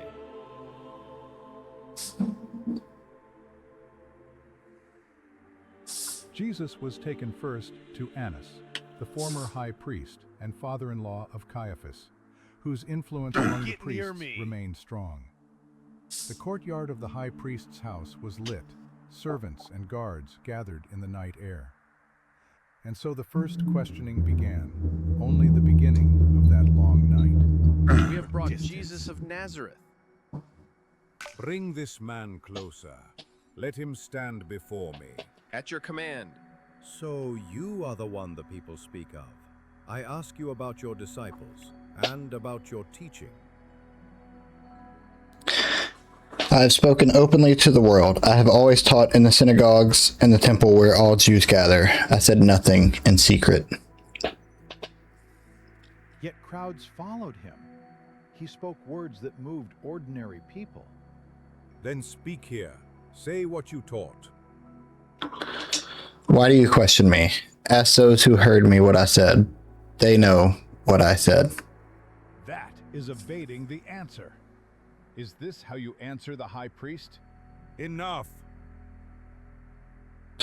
If I said wrong, prove what was wrong. And if I spoke rightly, why do you strike me? He does not answer as a guilty man. No decision will be made here. His case is too serious. Bind him and send him to Caiaphas. Did you hear the high priest? Let's move. To Caiaphas, quickly, before anyone notices. Keep your distance.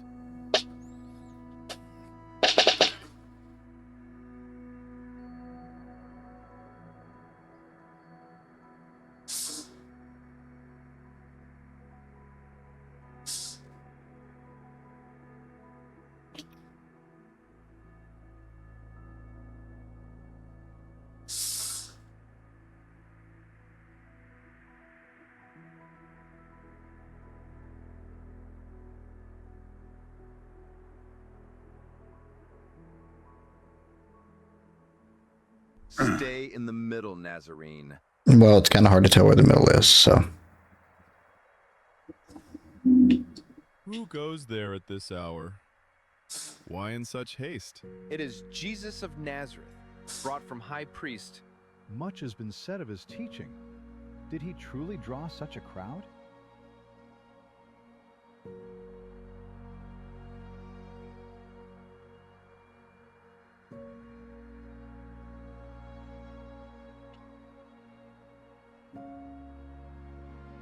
From Annas, Jesus was sent, still bound, to Don't Caiaphas, stray where the from the chief path. priests and elders were assembling. Inside, they sought testimony and questioned him. Outside, in the courtyard, Peter stood among the servants and guards, warming himself by the fire, while the night pressed on toward the cockcrow. Stand before the council, Jesus of Nazareth. I have heard many things spoken about you. You teach openly among the people. You speak in synagogues and in the temple. Tell us plainly, what do you teach? Bring witnesses who can speak against him. We heard him say he would destroy the temple. No. He said he would rebuild it in 3 days. Did he really say such things? Incredible that the crowd listened. Their testimony does not agree. Is it true that he speaks so openly about his authority? Do you have other witnesses? We heard him teach in the synagogues and the temple. Many believed in him. We must know if he claims to be God. We cannot let this go unchecked. I swear before God we will now hear the truth. Are you the Messiah, the Son of God?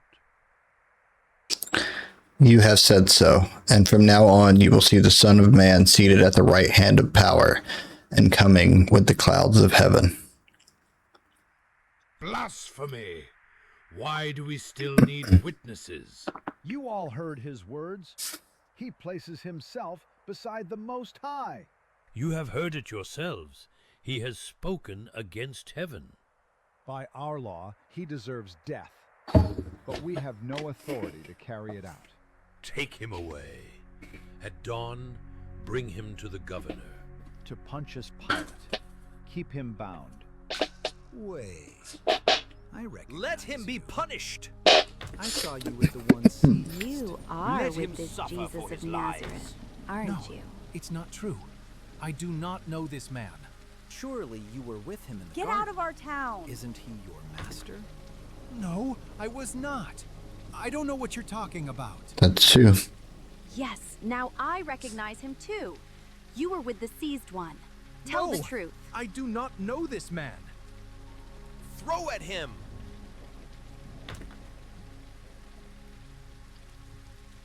And that was the third one. Then the Jewish leaders took Jesus from Caiaphas to the palace of the Roman governor.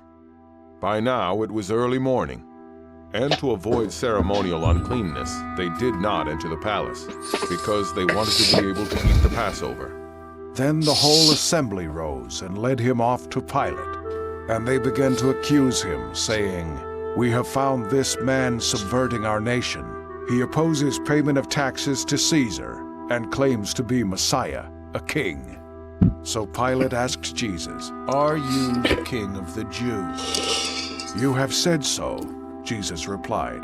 Then Pilate announced to the chief priests and the crowd, "You brought me this man as one who is inciting the people to rebellion. I have examined him in your presence and have found no basis for your charges against him. Neither has Herod, for he sent him back to us. As you can see, he has done nothing to deserve death. Therefore I will punish him and then release him."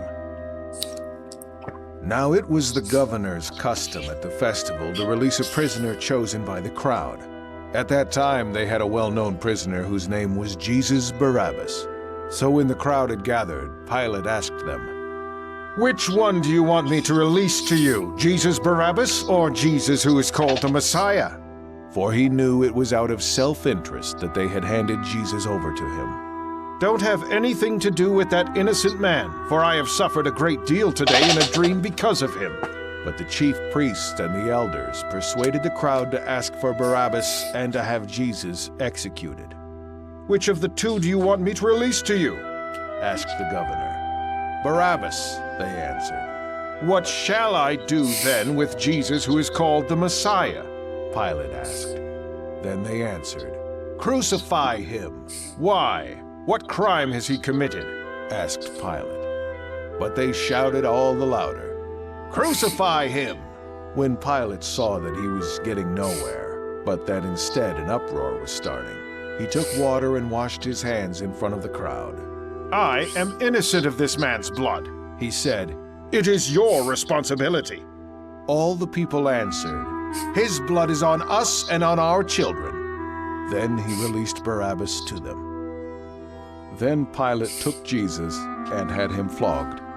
The soldiers twisted together a crown of thorns and put it on his head.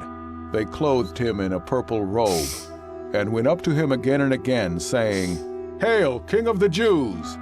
And they slapped him in the face.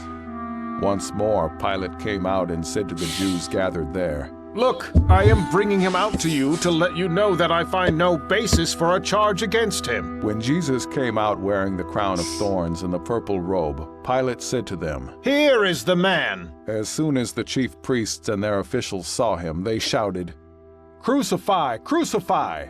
But Pilate answered, "You take him and crucify him." The Jewish leaders insisted, "We have a law, and according to that law he must die because he claimed to be the Son of God." When Pilate heard this, he was even more afraid, and he went back inside the palace. He asked Jesus, "Where do you come from?" But Jesus gave him no answer. "Do you refuse to speak to me?" Pilate said. "Don't you realize I have power either to free you or to crucify you?" Jesus answered, "You would have no power over me if it were not given to you from above. Therefore, the one who handed me over to you is guilty of a greater sin." From then on, Pilate tried to set Jesus free, but the Jewish leaders kept shouting, "If you let this man go, you are no friend of Caesar. Anyone who claims to be a king opposes Caesar." When Pilate heard this, he brought Jesus out and sat down on the judge's seat at a place known as the Stone Pavement, which in Aramaic is Gabbatha. It was the day of preparation of the Passover. It was about noon.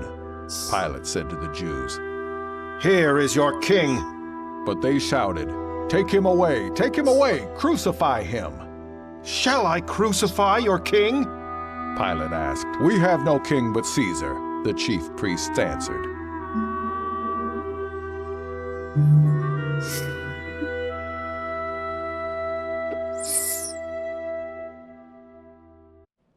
Bring the cross and put it on him. Heavy? Good. You got a long road ahead, but a son of God can manage, right? You two, get him moving, and let's get it over with. Rest of you, keep the crowd under control. So, where is your God now? See how easily they turned on you. Just a few whispers. You'll die, deceiver.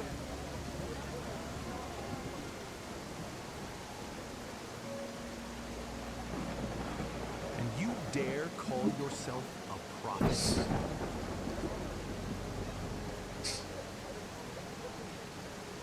Look how you stagger. And you claimed Father was with you. No one will help you. Father forgives them.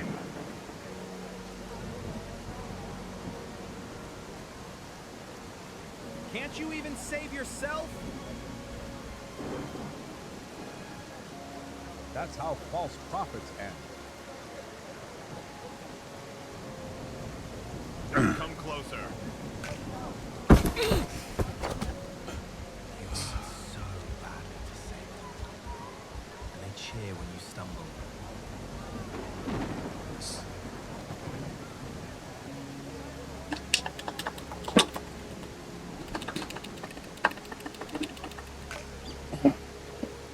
If you truly are the Son of God, prove it now.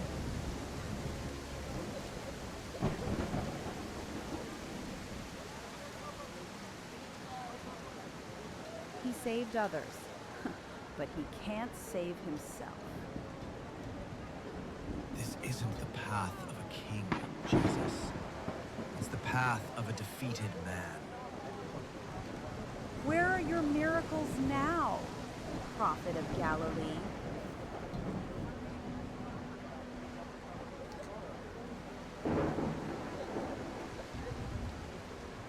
Save yourself if you really have power.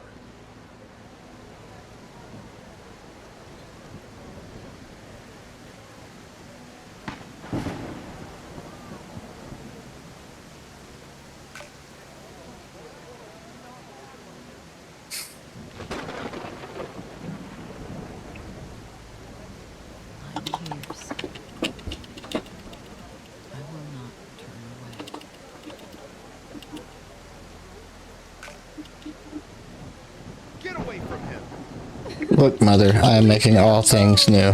That's what it said. I clicked it a little too fast. I thought it was going to be more text than that.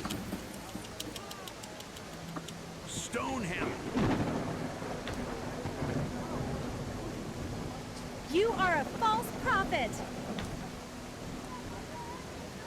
He is no Messiah. See?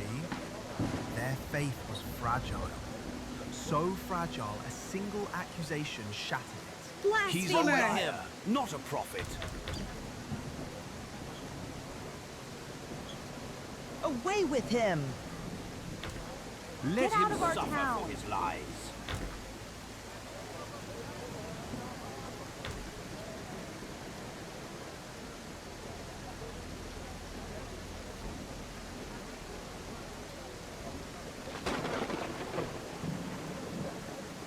Let him be punished.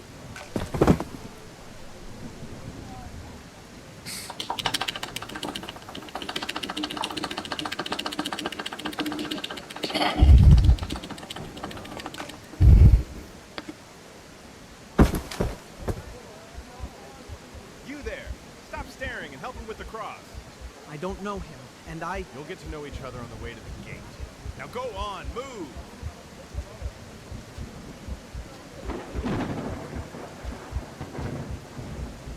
just want to get to the other side. The faster you help, the faster you'll get there.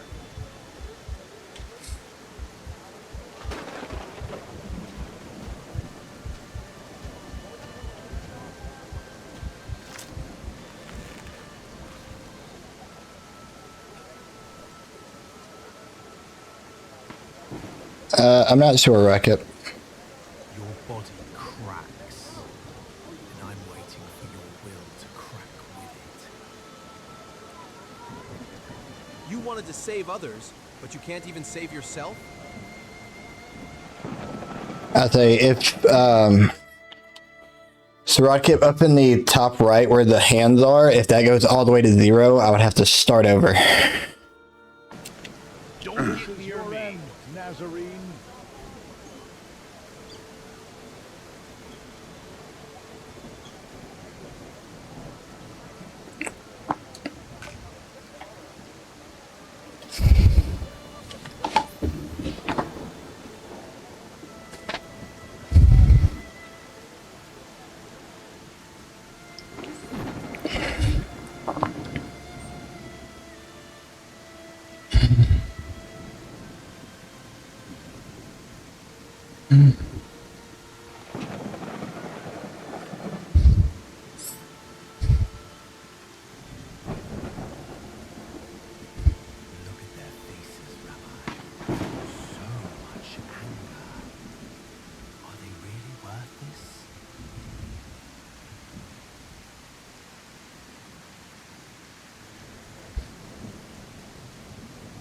You said you were the Son of God. So where is he now to help you?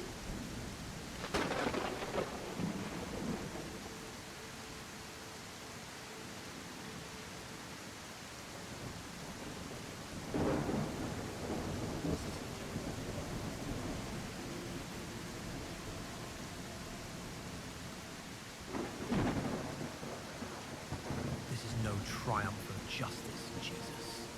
Just a crowd craving someone to blame. You dare call yourself the King of the Jews? Where is your throne then?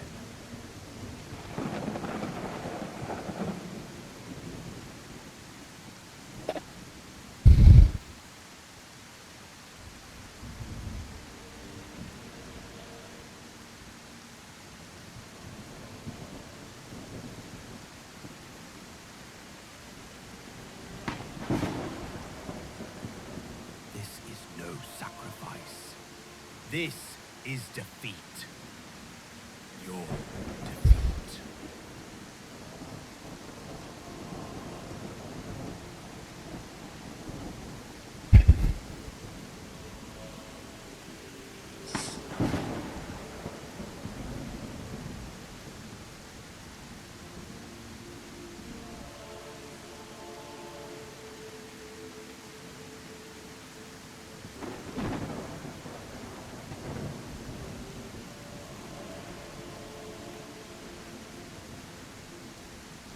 You're pathetic.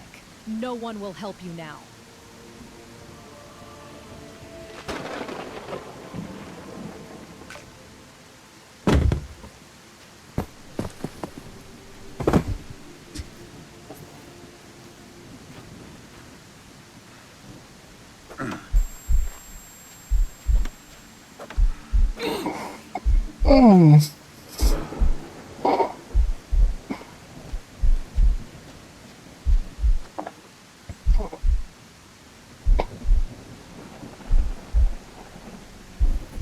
Pull harder. Just a little more. Good. Leave it. So what? Where is your God now?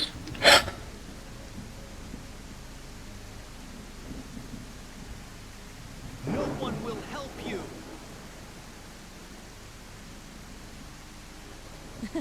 Do you still think you're the Messiah? Just look at If you are the yourself. Messiah, save yourself and us. Do something, if you have the power. Do you not even fear God now? We are suffering justly, but this man has done nothing wrong. Are you sure about that? If he's punished like us, he can't be innocent. Jesus, remember me when you come into your kingdom. Truly.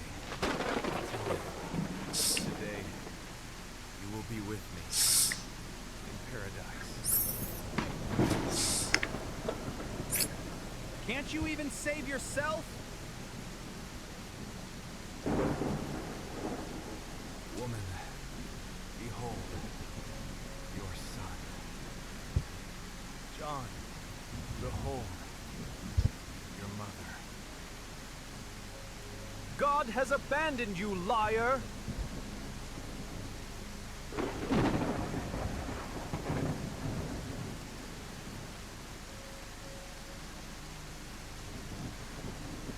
It's too early for a storm, isn't it?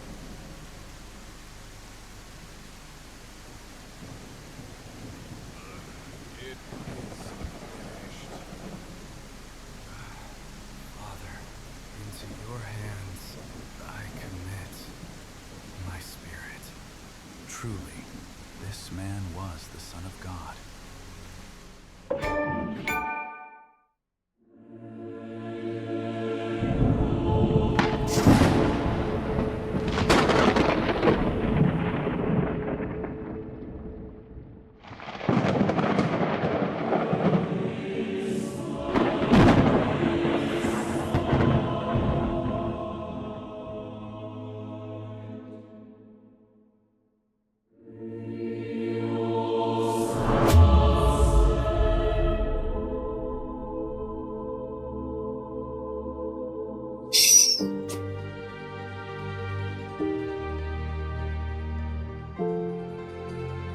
After the Sabbath, at dawn on the first day of the week, Mary Magdalene and the other Mary went to look at the tomb. There was a violent earthquake, for an angel of the Lord came down from heaven and, going to the tomb, rolled back the stone and sat on it. His appearance was like lightning, and his clothes were white as snow. The guards were so afraid of him that they shook and became like dead men. The angel said to the women, "Do not be afraid, for I know that you are looking for Jesus, who was crucified. He is not here. He has risen, just as he said. Come and see the place where he lay. Then go quickly and tell his disciples, he has risen from the dead and is going ahead of you into Galilee. There you will see him." When he had led them out to the vicinity of Bethany, he lifted up his hands and blessed them. While he was blessing them, he left them and was taken up into heaven. Then they worshipped him and returned to Jerusalem with great joy. And they stayed continually at the temple, praising God. Give me a sign, something that shines.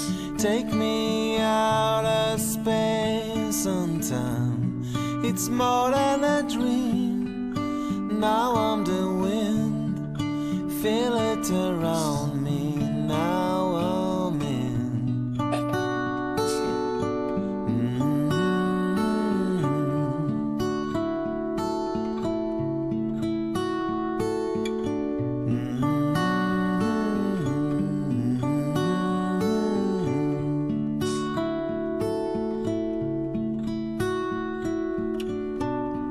So many years, tons of fear. No wonder I trembled and laid on my knees. I tried to survive, now I'm alive. Oh, I can feel the sun in my eyes.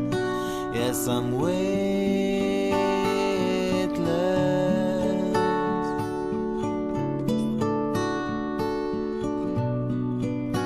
Yes, I'm weightless.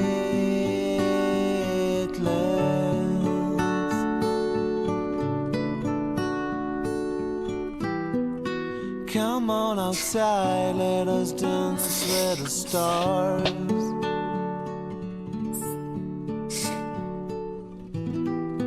It looks very far, but it's here in my heart.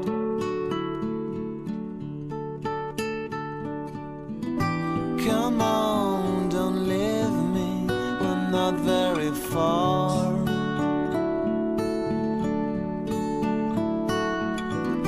Hold on to me.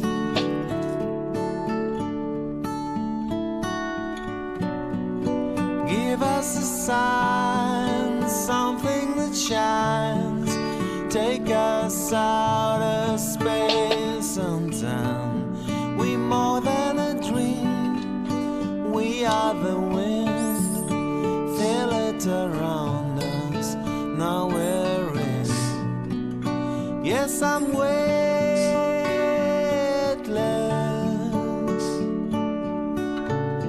above my pain. Yes, I'm weightless.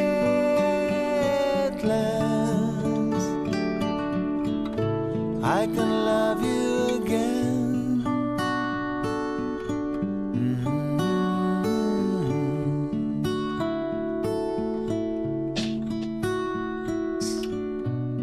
I'll be in your dreams, sing through the wind, feel it around you, come on in.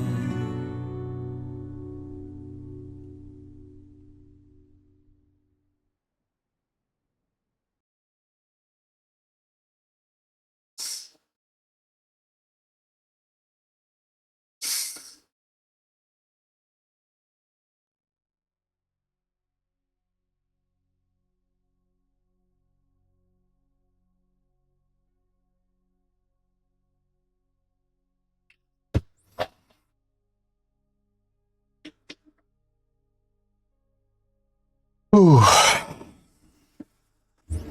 had to silence my microphone and just kind of take that in for a little bit and dry my eyes because I was ugly crying.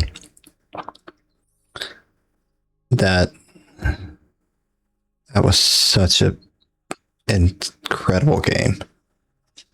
Like, that honestly might be like one of the greatest games I think I've ever played.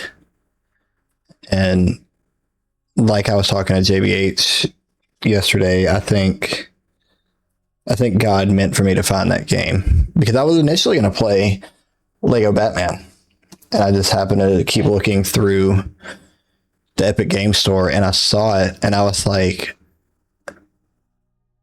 what is this about? And I watched the trailer and I was like, I have to play this game. Like, I just felt such a pull to play this game. And it was so good. Like, the art style was good. No, Taco, we didn't see the Samaritan woman.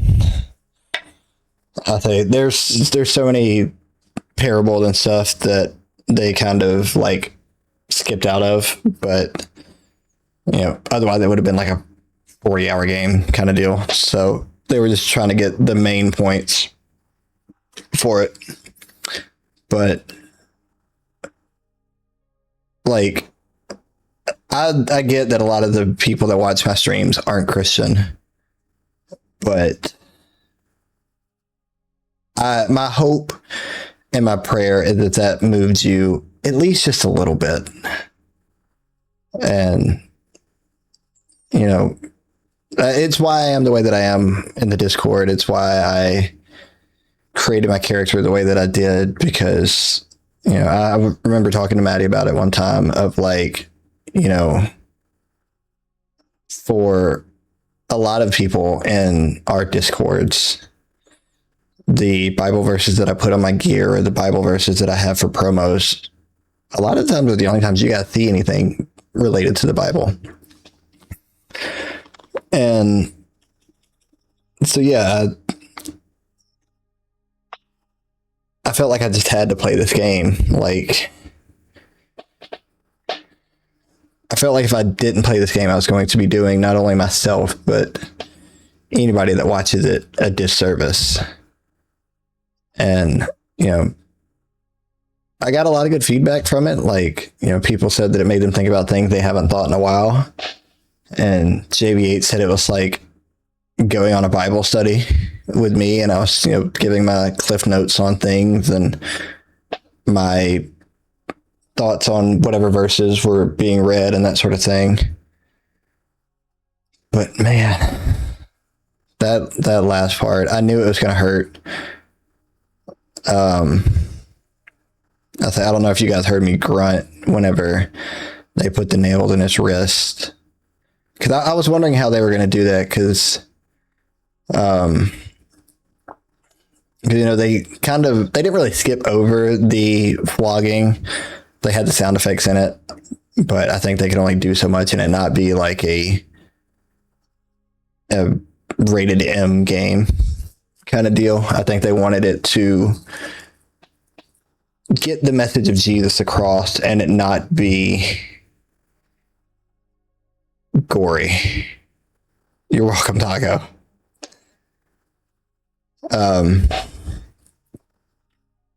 But yeah, when they drove the nail into his wrist, I groaned because, like, I can only imagine how bad that hurt. Because there was a Bible that I had at one point that, like, described what those nails were like, and it was essentially a railroad spike that they drove into his hand. Let me see if I can pull up something really quick.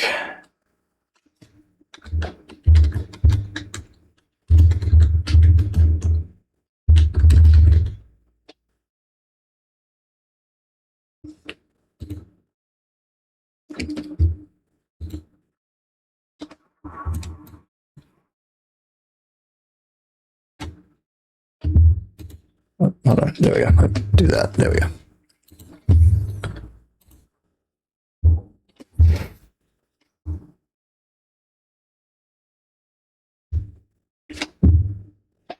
Yeah, that's what was driven into his hand and his feet.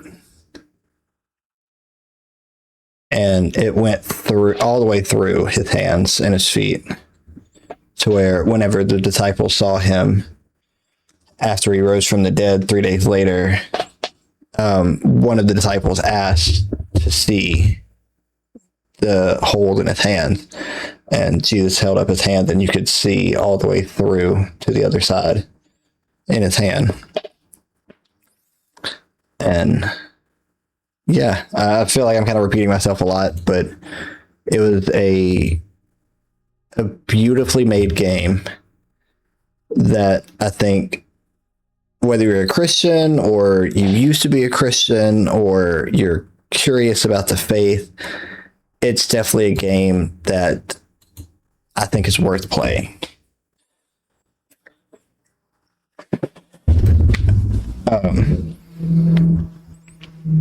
Because, like, I think I was speaking with Eighth about it yesterday, of like, this is a game that should be available to whoever wants to see it and whoever wants to play it. And it's not expensive. It's like $15 for the game.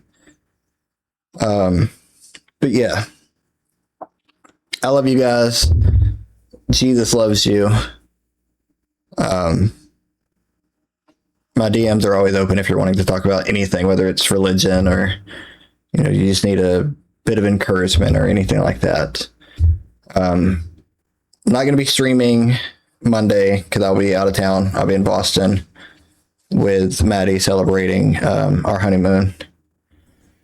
So I will see you guys next Monday. The following Monday on June 8th is when I'll be back streaming. I don't know what I'm going to stream yet, but I saw that game and I knew I wanted to finish it before I left because it was just so good. Like, I almost finished it the first night I played it Monday.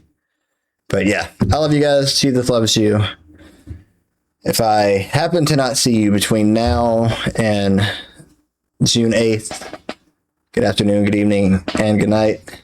And I will see you guys in the next one.